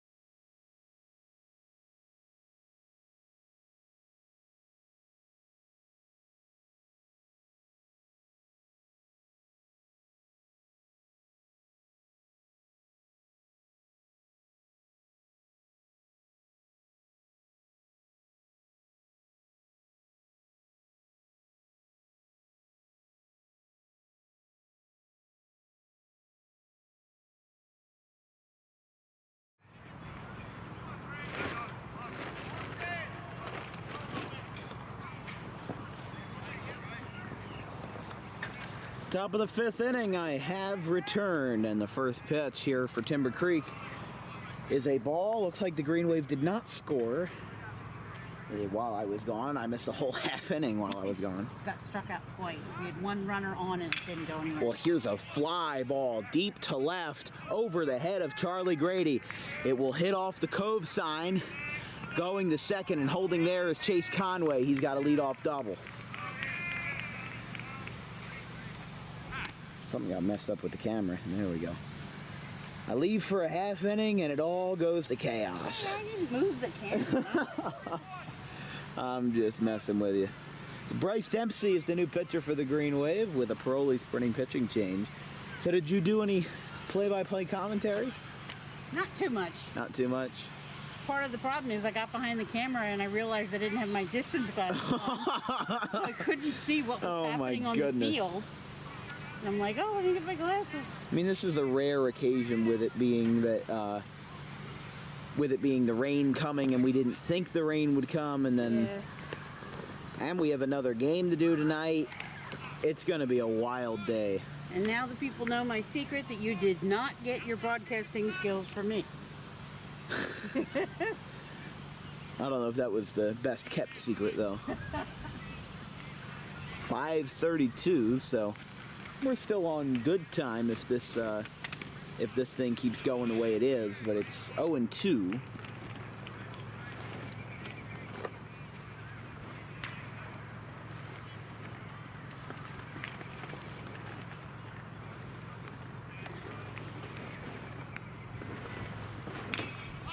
And a pop up out to second. Dempsey is there, or Bryce Dempsey is there.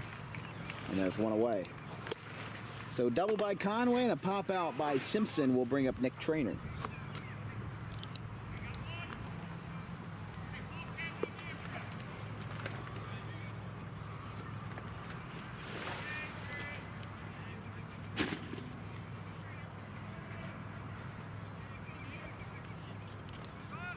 First pitch to Traynor is a strike, 0-1. Yeah, I don't know exactly what we're going to do in this situation, but...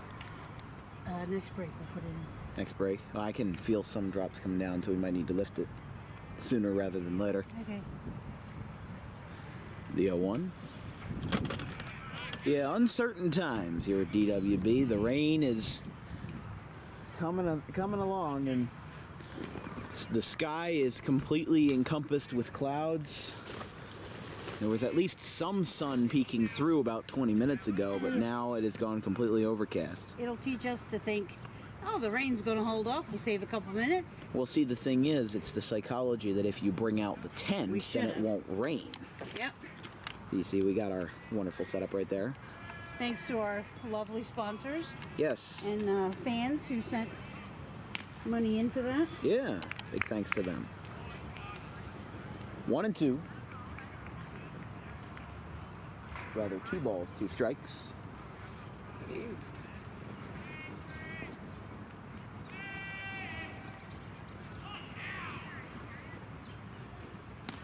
A swing and a miss. Down on strikes is Traynor. 2 down for Scanlon. Yeah, you might want to move that bag out of the way.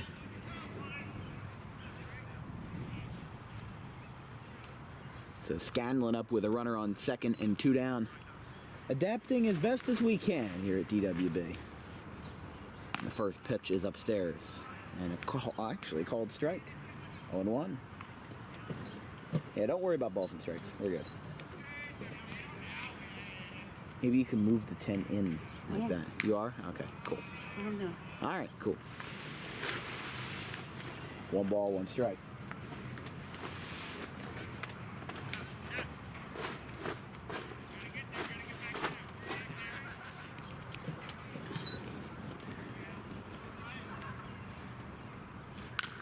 High chopper to McCracken. He picks it up. It's a fair ball. Throw to first. Is going to get past Slavin. A bad throw. It's going to hit off the chain link fence, and it's going to be in play. So going to second will be Scanlon, and it is now 9-5 as Conway scores on the error, and Timber Creek lurches ever closer.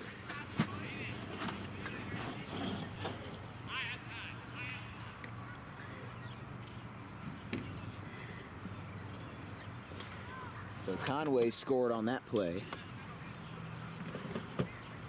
And this will bring up Sal Rose in what is now a 4-run game, as what was originally a 9-zip performance. Sorry, folks, we have to move the camera, get a little bit closer to our retreat. 0-1.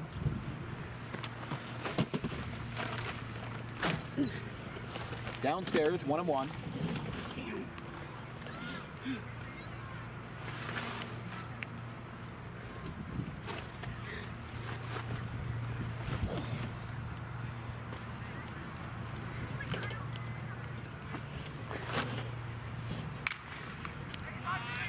Back to the pitcher, throw to first is in time. We'll go to break, 9-5, Green Wave.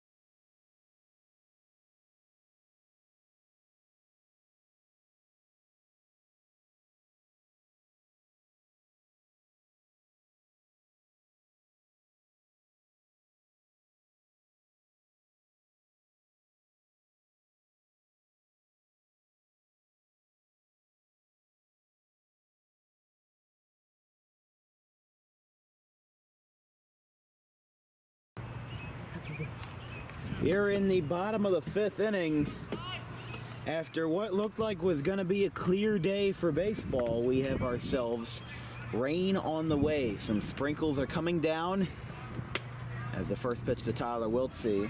If the Green Wave were to end this game on a mercy rule, they would need a lot more than what they had in the first couple of innings to make do, as that was a lightning strike that I just saw. But I don't think anybody on the field caught it. That one's down low, 2-0.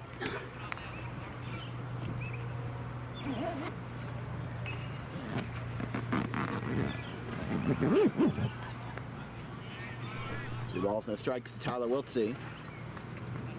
Downstairs, 3-0. There we go, beautiful. See, usually we use the tent to keep the equipment cool on a hot day, but And your producer. it's one of these days where you got to keep it dry. Not a concern of whether you keep it warm or cool. To Tyler Wiltsey. This will bring up. You want the umbrella for the camera? Yeah, I could take it. Looks like John Cates is going to make a pitching change, so we'll have another break, as coming out of the game will be Tyler Hale, and we'll have another pitcher. Looks like hopefully it won't hail tonight, but it's certainly raining here in Audubon. Paroli's printing pitching change, 9-5 Green Wave at the break.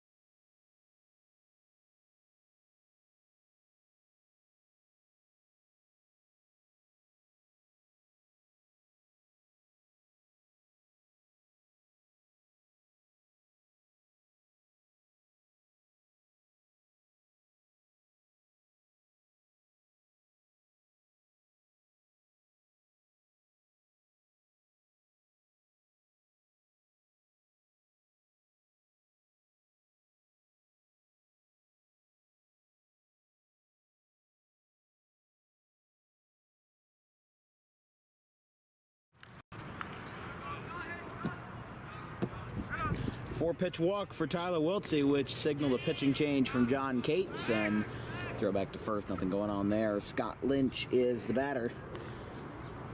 Really been in chaos for the past couple of innings, as with the thunderstorms on the way, there's no guarantee that this game will even be played to its fullest self, as Wiltsey goes down to second. He's in there.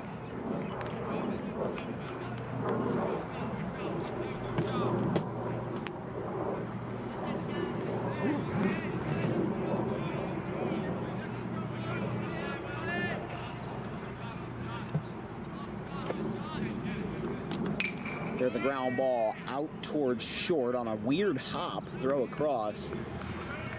They're not going to have a play. So Lynch is safe. And now time is called, already coming out to talk to his man after one. Oh, you know what? It must have hit off of Dubler. That's what it was. So Bruce Stowell coming out. It must have hit off of the pitcher, Dubler. Twist the top of the umbrella so the camera's covered. Very good. Well, it's going to cover up the camera, so. Okay.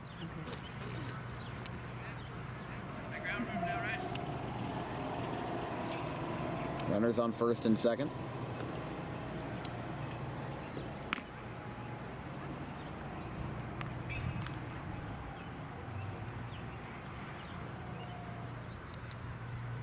So they're going to have him throw a warm-up pitch to make sure that he's good, and he is. I think it just took a bad bounce off of him. So bring up Zimmer.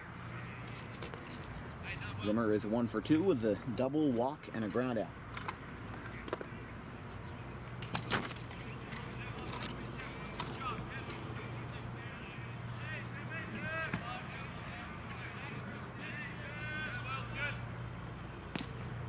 Outside, 1-0.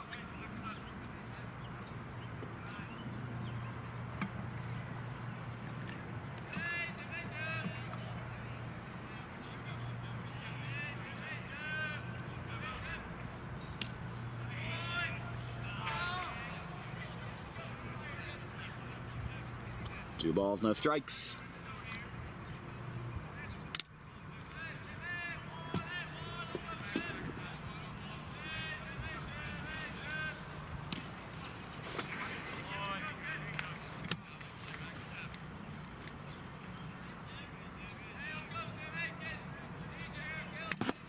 Oh my goodness.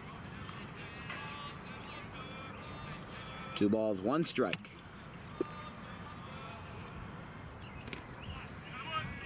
And there's one right down Broadway, 2-2.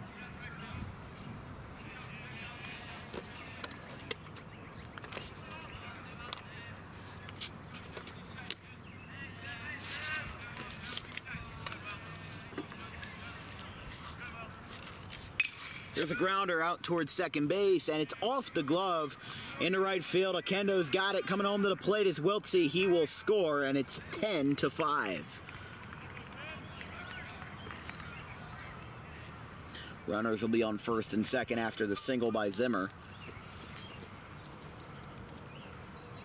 Lynch up to second. Wiltsey came around to score. And a 5-run lead again. As here is Charlie Grady. He himself just 1 for 1, but he also has a walk and a hit by pitch on the leisure today.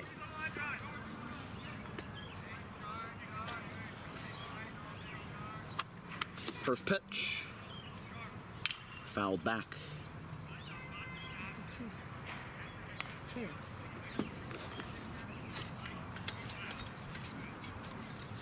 I don't even have my phone on me. I don't know what time it is. What do we got? 5:47. 5:47. So if we were to get this thing done in the next 15 minutes, maybe if Audubon scores a couple more, here's a fly ball left center field. That will be a single. And Charlie Grady will load the bases for Gabe McCracken, who himself had a 2-run double earlier in the ball game during that erupting 6-run inning. But now the Green Wave have kind of cooled it a little bit. And again, a 5-run lead as the bases are loaded for McCracken. All 4 runners have reached base to start the 5th.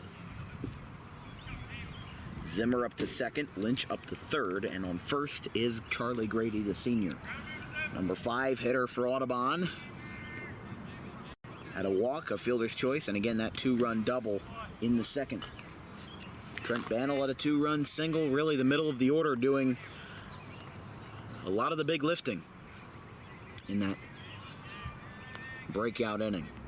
But the Green Wave look to have another one before the rain comes. I can already hear a couple drops here and there. Oh man, Jersey weather, nothing better. 1 ball, 1 strike, swing and a miss by McCracken. I mean, I'm not advocating for a mercy rule because I want to get it. Because I want Audubon to, I want it to be a good game, is what I'm trying to say. But for my purposes of I have to get to Pittman at 7 o'clock, I'd like Audubon to score some runs. Yeah, I would like to not be in the middle of the thunderstorm again. Yeah, just like sentiments in that game on the 15th of April. But it's a complicated situation on all ends, so. The 1-2. Here's the pitch to McCracken from Dubler. That is upstairs, 2-2. Again, the Green Wave had such a breakout start to the game, scoring 3 in the first and 6 in the second. But then Timber Creek kind of managed to do some damage control, and now each team has scored 1 here in the 5th. And a line drive caught. What a play! Throw to third, across the diamond, and he is going to have a double play. So that really pokes a hole in the sails of the Green Wave, and my goodness. No, that was a double play. Then that would be the end of the inning. No, because there's 2 out. There's 2 outs now. Okay. I don't know what you had, but runners are on first and second. Gabe McCracken lined out to the second baseman, who threw it over to third base to get the second out. That will technically be scored as a 4-5 double play. Here's a bunt out towards the mound. I don't know what he's doing with 2 down, but the throw to first is in time, and the side is retired. The Green Wave get 1 back. It's a 5-run lead again, 10-5 Audubon.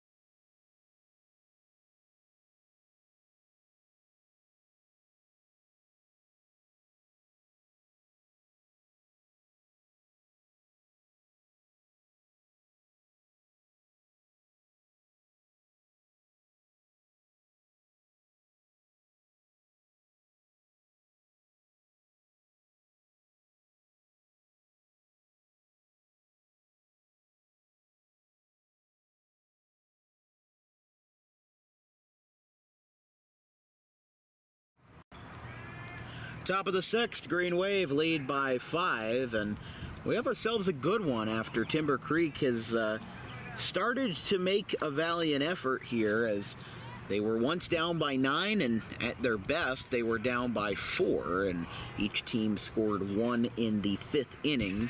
It's kind of been a bit of a slugfest.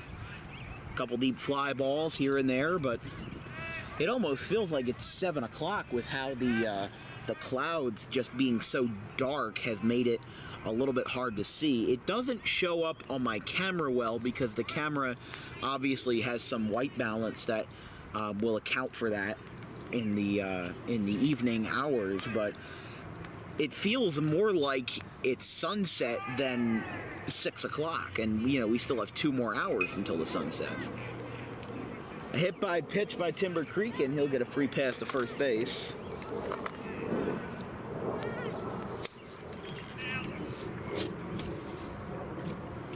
So Kyle Leiser is aboard, and this will bring up Vic Okendo. Pinch running for Leiser at first base will be number 11, Leo Ramos. First pitch is a strike, 0-1.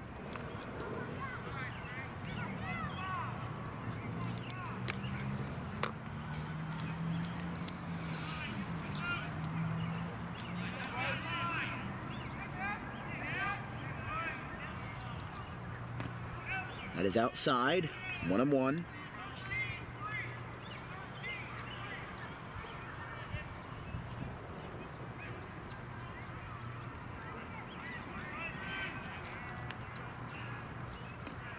That is downstairs, 2-1.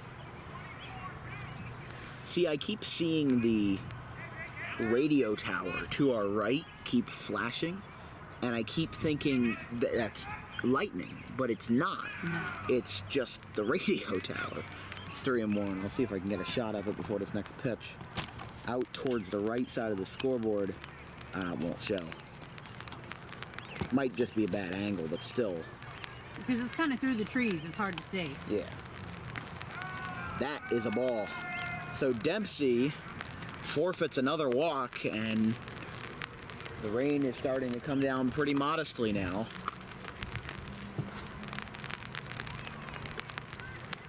Again, a 5-run game. Audubon at their best led by 9 and looked like it was going to be an old-fashioned shellacking. But that has not been the case in recent innings, as the scoreboard will show you 6 runs in the second, but then just 1 through the next 3. And now, let it pour. I don't know what they're going to do. Everyone's fleeing the grandstands, but I think because there's no thunderstorms that are coming around, they might try to let this one live for as long as they can. Everybody has just fled the grandstands.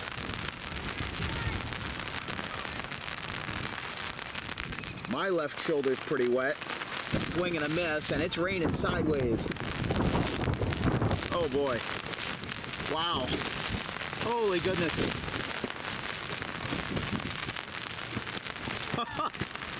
It is raining sideways here in Audubon. And going to third is going to be Ramos. He's in there. There's no way they can continue this for a lot longer. They're going to talk now. Oh my goodness. First and third? Second and third. I'm not even daring to touch my scorebook right now. You might want to put it in here. Well, I don't know if I have a chance to with how bad the rain is. Again, it is raining sideways. It is a downpour as the skies have opened up. Oh my. We gotta hold on to this thing. That's a swing and a miss. Stay dry, Dominic.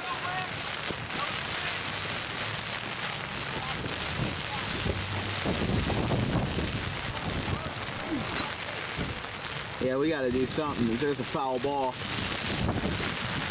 I mean, there's a difference between just a steady rain and what we've got right now. Not only is it windy, but it's also raining sideways.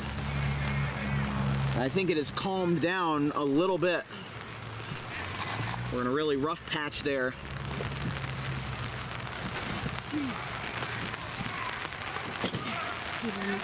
Still playing on.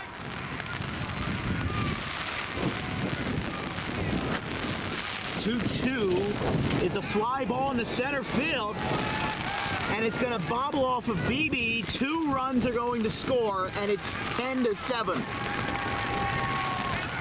We're getting everything situated in the booth, so give us a couple seconds before we update anything, but it is now 10-7, and Ryan Knoll is going to come out here, and I'm surprised he's not calling everybody off the field, but everybody wants to play on.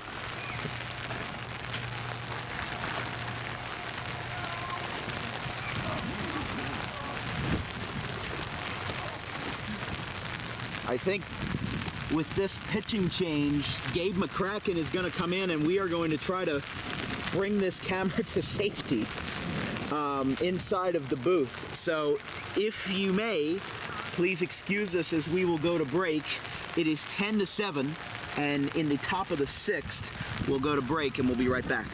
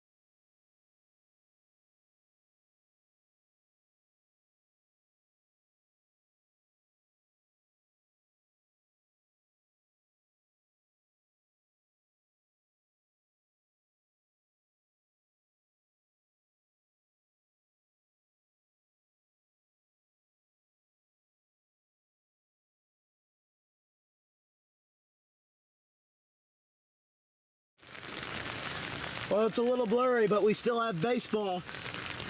We got to play on. It's 10-7. We are in tight quarters. You gonna bring the cord over my head? Yeah, I'm gonna hang you. Oh my goodness. Slip it over. Flip it over. Over your shoulder. Here. All right.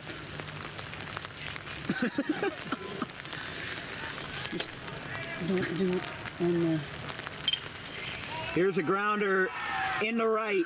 Stockland will pick it up, and everybody's gonna hold up. So that's a runner on second and first for Timber Creek in a 3-run game. Not ideal conditions, but we are dry. My chair is not, but everything else is. Where's the other umbrella? The other umbrella is right now, again, a sacrificial lamb. Okay. In the chair. I apologize, folks. I'm a little behind. How many outs, Dan? So there is nobody out as far as I'm concerned. Runners? Runners are on first and second, and it is still a 10-7 game. 10-7. Yeah, you had too many runs. Sorry about that, folks. Here's a bunt.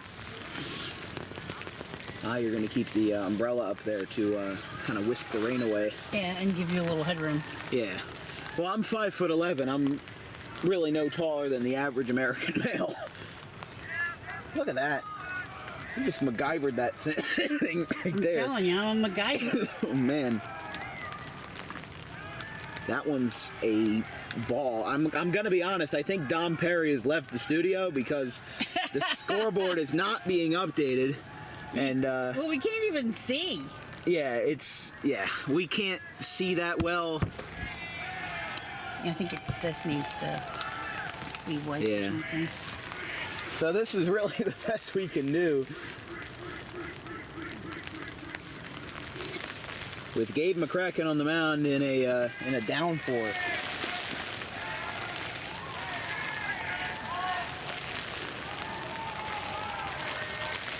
Here's the pitch. That'll be a strike, and going down to second base is going to be Dubler. Does this mean Chase Conway's at the plate? I think it does, yeah. I mean, that's the best I can see. What happened to the guy that was on second? That is Dubler, so. Again, runners on second and third. That is a little bit clearer. I have to pull that down. That might help.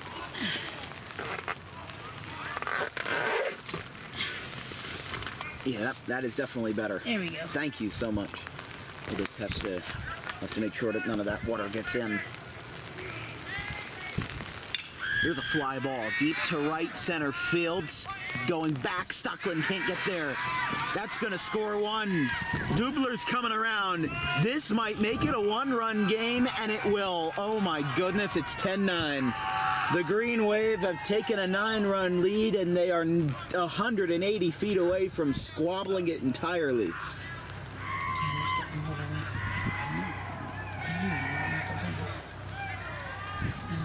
So runner is on second after the double. Still nobody out, right? Still nobody out. Oh, nope, never mind. I think Dominic is back. There is one out. I think he had to find some shelter. Come over here to borrow an umbrella.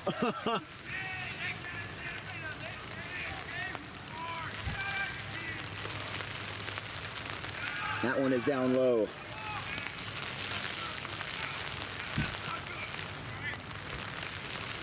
So here, after the double by Simpson, we'll bring up Nick Traynor. I mean, I'm sorry, whether you like me or not, this is dedication. Sitting in tight quarters, 10-9 game. I'm sorry, I had like a frog in my throat or something. Oh, I'm getting soaked. And now Zimmer's going to go talk to, Wade Geis is going to come out to talk to McCracken. See, they're fine because they have no expensive technology on them. We do. So this might be a good time to mention that we have a Venmo for the Dan Wilkins Broadcasting. Yes, at DW Broadcasting. And that we were thinking about getting a second tent or pod so that the camera and Dan could be in a separate one and we wouldn't have to be so crammed. Yeah. But just mentioning that, folks. There's always something needed for DWB Broadcasting. DW Broadcasting. From St. Augustine. One out, runner on second. And a 10-9 game. Timber Creek now only trailing by one. I gotta say, this is a claustrophobic broadcaster's worst nightmare. First pitch.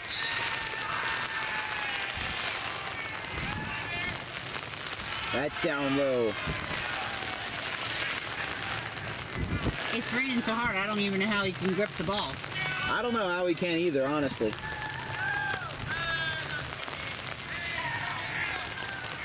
Couple of fans on both sides still sticking it out.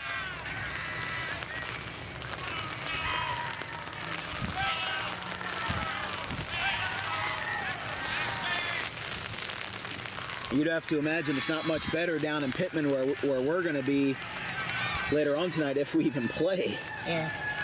I mean, they moved up the game for the purpose of avoiding the rain, and then what did they do? They ran into the rain. Ran into the rain. So what are they going to do? Are they going to have it tomorrow, or I don't know, but there's a strike. Again, I have no idea what the count is, so take any number that you see With a big grain of salt. With a grain of salt.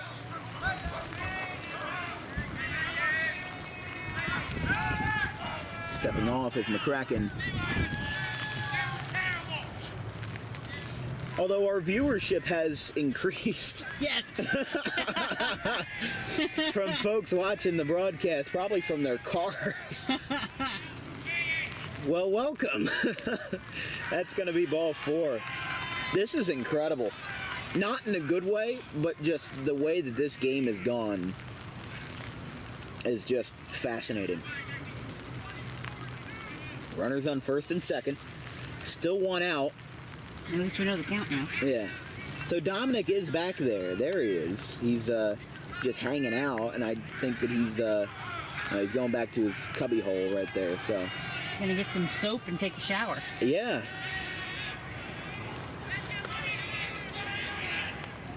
Where's my head and shoulders? That one is down low, 1-0. I imagine it's got to be tough to get a good grip on that ball. This is amazing for the players that are playing out in this because, like, it's great for them, but not for us. That is a strike. I don't even know who's on my lineup card next. That would be Scanlon at the dish. 1 ball, 1 strike. Yeah, I think Perry's kind of been told to, like, abandon ship and don't worry about balls and strikes. Especially with that scoreboard. Probably what he was told to do is put it under power, you know? Like, put it under shelter.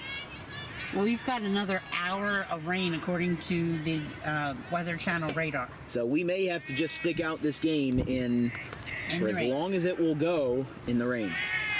McCracken will step off. 2 balls, 1 strike to Aiden Scanlon.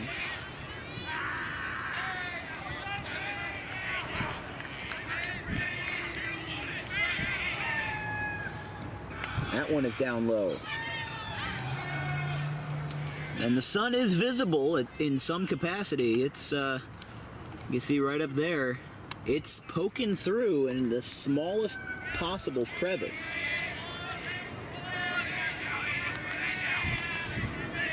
And the pitch. That's in the dirt. I'm gonna wipe off the camera a little bit. It's a little blurry from the rain. Let's see if Yeah. that helps any. Yeah, there we go. Yeah, that's better. Although I think, no, I was just about to say the rain has stopped, but it really hasn't. No, there's like another hour worth of, at least on the radar. Yeah. Why couldn't it be like the other day when it looked like it was going to pour and then it just went right over us? Yep. Well, the good news is the really heavy cells are to the north and to the south of us. So it's going to we've miss. just got rain. Yeah, just rain, no thunder.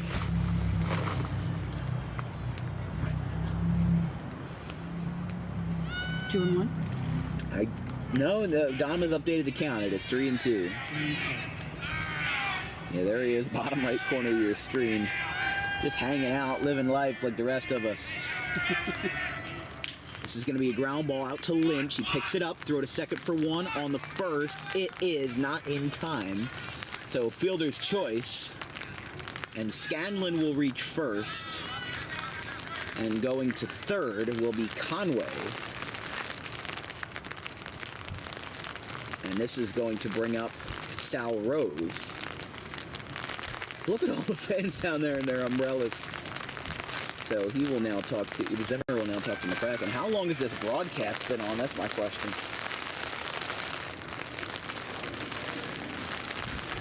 2.5 hours. 2.5 hours, wow. So what we thought was going to be a very short game has turned into anything but. Yep. A lot of slugging and keep fighting back, cost time. That's a hit by pitch, and the bases will be loaded for Timber Creek with 2 outs. For Vic Okendo.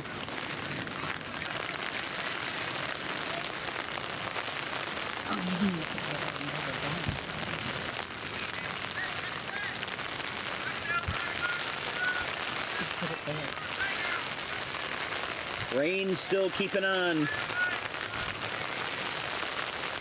First pitch to Okendo. That's a hit by pitch, and the game is tied. Zimmer's trying to make an argument that he didn't make an effort to lean in, or rather that he did lean in, but they're not going to call it. Or no, they are. Hold on. They're going to call him back. because Haran came out and immediately argued that he leaned his elbow in, and the home plate umpire is not going to fall for the shtick. And that should be a strike, an automatic strike counted against Oquendo. So I believe that it's 0-1. Bases not loaded. Bases are loaded. Okay. 9-10. Timber Creek was down and looked like they were a run away from getting mercy ruled, and instead have now made this game very interesting. Swing and a miss. Yeah, Dom's got to update the scoreboard. It's 9-10. Let me just make sure that this is Oquendo at the dish. And it is. Look at that rain. There's a strike. Yeah, if you put them over here, it's a cover. It's soaking wet. I don't know what else to tell you. You could use this, but then you need your headlamp.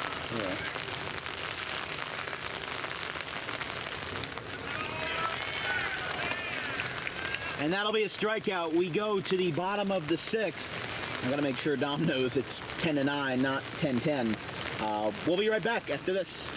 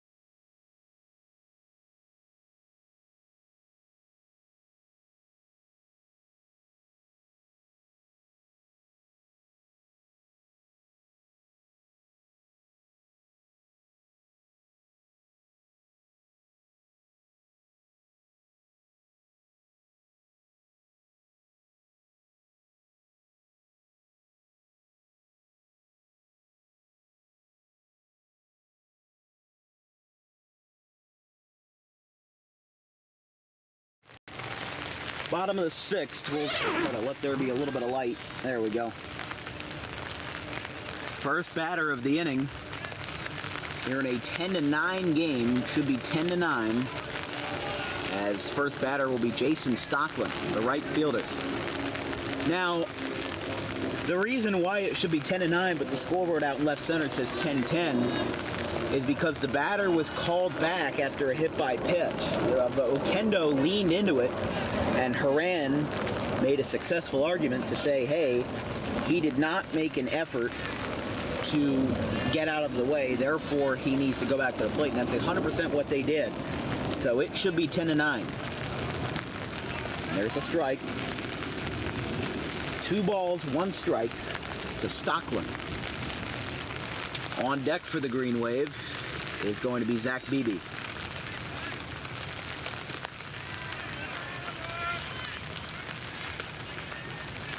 Two balls, 2 strikes.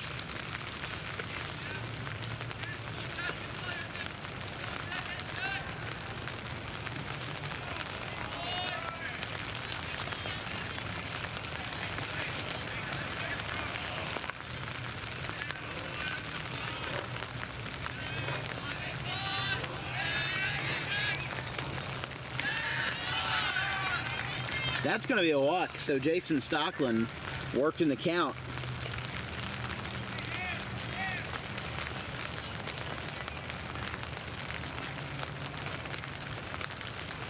And now we'll have a runner on first for Zach Beebe.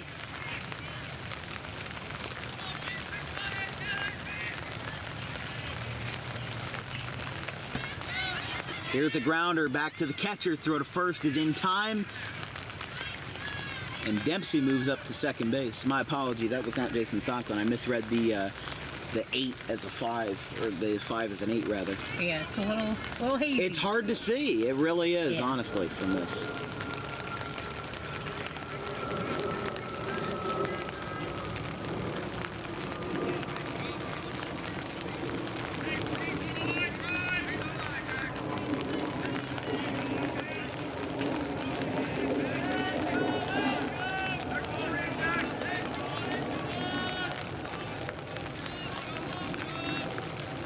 So here's Joey Slavin with a runner on second.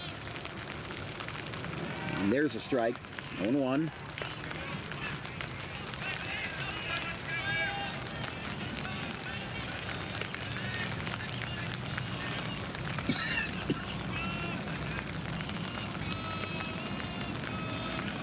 No balls, 1 strike, and a liner caught at first. Throw to second is not in time. So Dempsey scrambles back in there. See, now these jerseys that used to be bright green are looking like a very dark green like they used to have back in the 2000s. Kind of like the Eagles had the dark green and the lighter green. The Kelly green. Yeah. But yeah, those are basically what the Audubon Green Wave baseball jerseys looked like in the 2000s. Very dark green. But now Tyler Wiltsey will be intentionally walked to bring up Scott Lynch. Again, already 2 outs, and Scott Lynch be the hero of the rain. Does that say 36 people watching?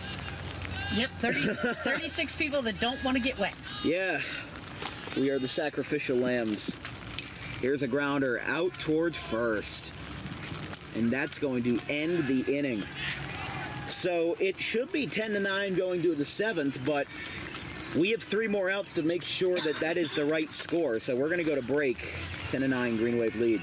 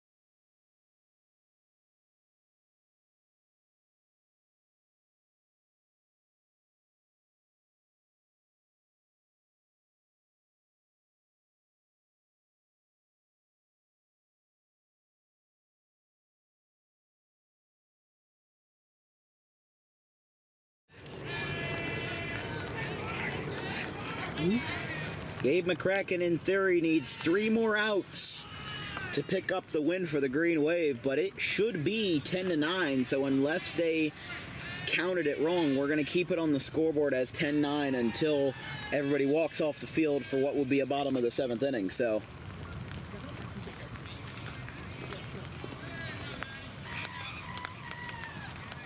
Yeah, he doesn't have the right score up, so it is 1-1.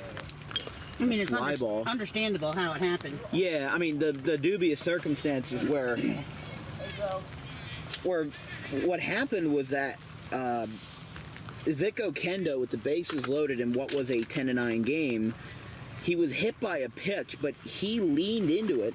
Zimmer made an argument, Haran made an argument, and Okendo went back up to the plate. So,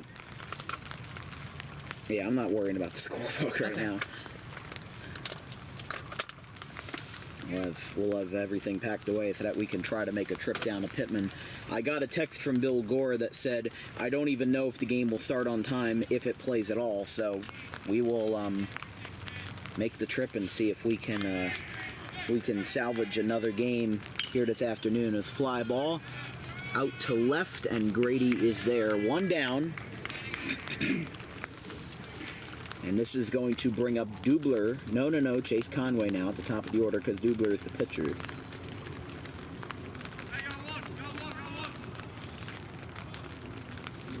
Although now, nope, never mind. Dubler is batting. Excuse me.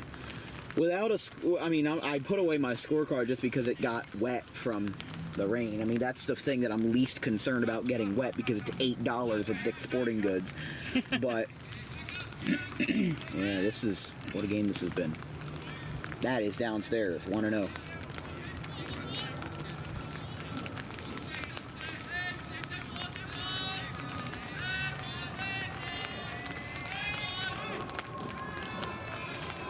That's a ball, 2-0.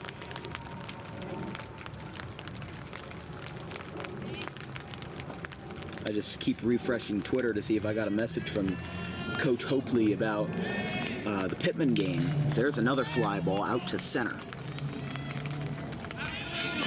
And a nice catch by BB. Sorry I couldn't get there. I just was trying to move the camera really slowly. And there's 2 down. Look at that wood paneling and how the water just kind of is trickling down. Yeah. Oh my gosh, look at Dom. I'm sorry, bud. Poor Dom, we love you, buddy. Oh my gosh. This is going to bring up Chase Conway. In what should be a 10-9 game, we will see as whether the players walk off the field or if they start packing up. I mean, since they brought the guy back from first, it should be. Yeah, it 100% should be a 10-9 game. And here's a grounder to third. This will show. Throw to first is in time. And the game should be over, but what are they going to do here?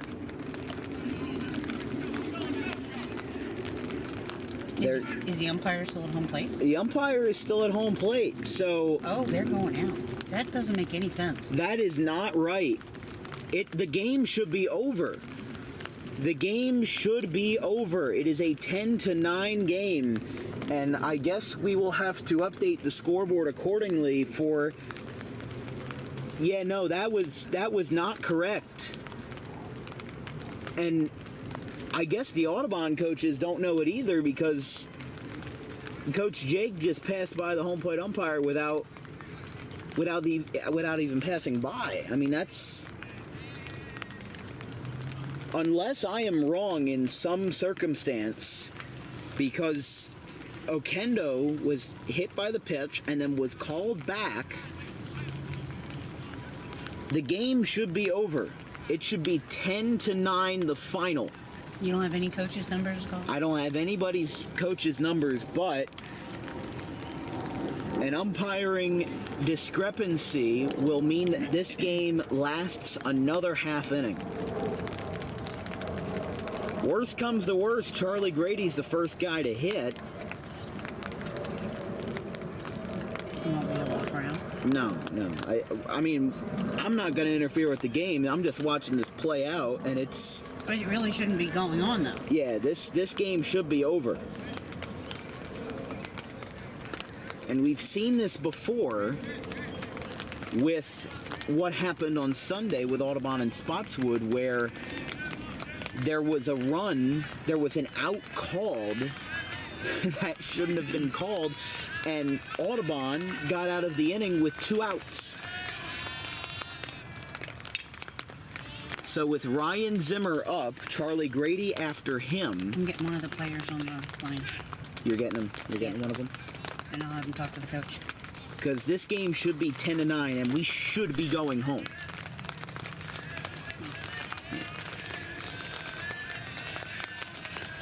Okay. Who'd you try to call? Hunter. Ah. So can I call you later? I'm like, no. They're probably all at the JV game, although no, he's I saw back. him. I saw him. Yeah, he's over there. Yeah, he's looking at his phone now. Yeah, there he is. He just hung up on you. Yeah, I see that. Here's a liner to right. That's a foul ball. Yeah, tell him the score is incorrect. This game should be over.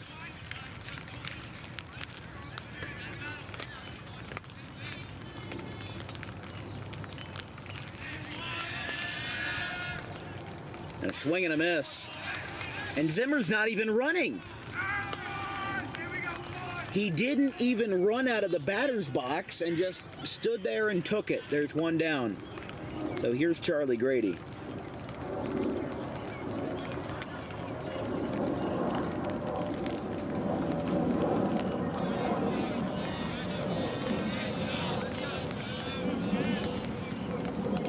A liner foul. Both teams have had 5+ run innings. Audubon did in the bottom of the second. They scored 6. Timber Creek scored 5 in the top of the 6th, according to this scoreboard. There's one down. And there's a strike. It's 0-2.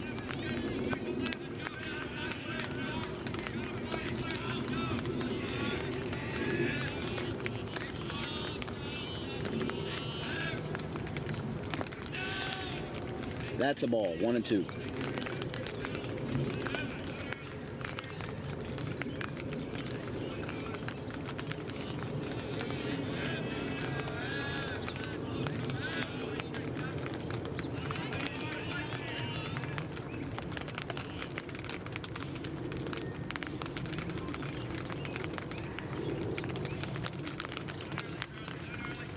Yeah, if I'm wrong about all this, then I apologize for making such a big whoop out of it, but I think I'm right. Yeah, it clearly was 10-10 till they pulled him back. Yeah. Or it was 10-9. Right. Until they pulled Okendo back, and they did not score. It's 3 balls, 2 strikes. So they looked at the scoreboard, and they saw it was a tie game, but the math doesn't add up. And that's a walk to Charlie. So if anything, the Green Wave could probably walk it off if they can play their cards right.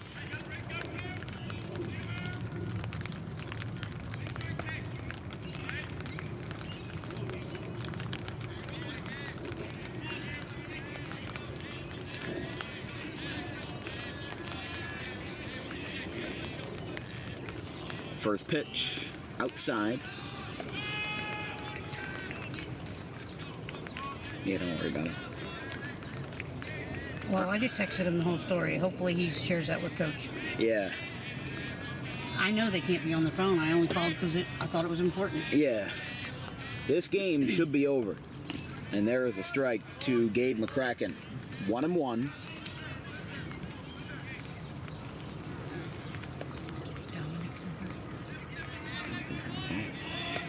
Been trying to call Dom Perry. Tried to call one of the JV players. That is outside, 2-1. Best case scenario at this point, instead of trying to reverse course because the players are already out on the field and the game is already going on, it'll be too late now. I'd hate to lose the game because they didn't have the score right. Right. But after the game, the coach can file a protest with the NJSIAA if the outcome doesn't go in their favor. If they walk it off, then there will be no need for a protest because the score would have been the same, the outcome would have been the same either way. Right, except we went through. It's 2-2 to Gabe McCracken. Runner on first, 1 down. Bottom of the 7th. Unofficially a 10-10 game. My goodness, and time is called. Dubler steps off. But it seems like Audubon coaches they just seem to not bat an eye to that. So that partially makes me think that I'm wrong in some way, but I think my math is right. McCracken with a single. No, it's a foul ball. So close. And he'll go back to the box.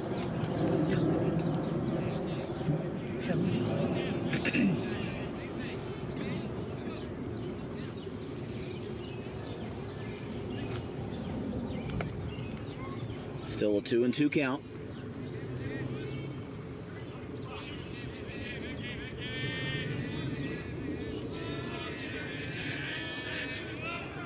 Here goes Grady down to second base. A short throw, and it's in. No, wow! He swam through the tag. Timber Creek can't believe it, but his foot got under the tag of Timber Creek's second baseman, and now John Cates is coming out.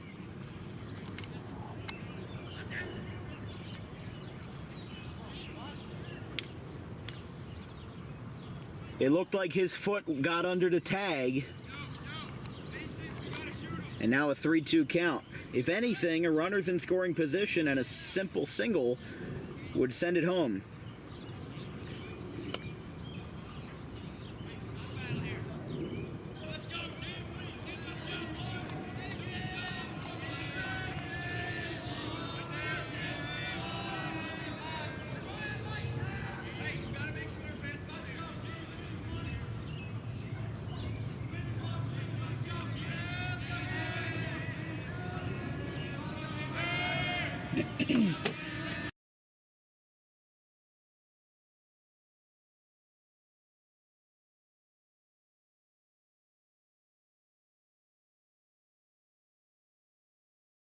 I don't know.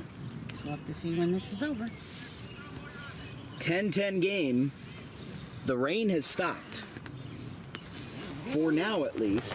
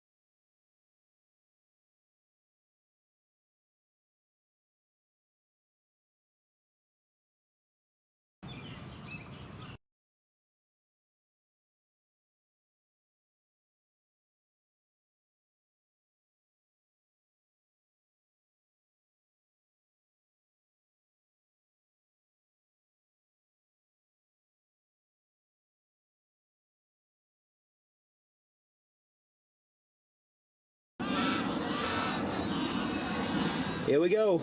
Jack Dempsey with a ground ball through the left side, and the Green Wave with a walk-off single in a rain-filled afternoon. Jack Dempsey ends the game, and ends it in a slugfest, although the game probably should have ended about a half hour ago. The Green Wave still celebrate, no protest needed, no higher action involved, and none required. It's 11-10. The Green Wave win this one.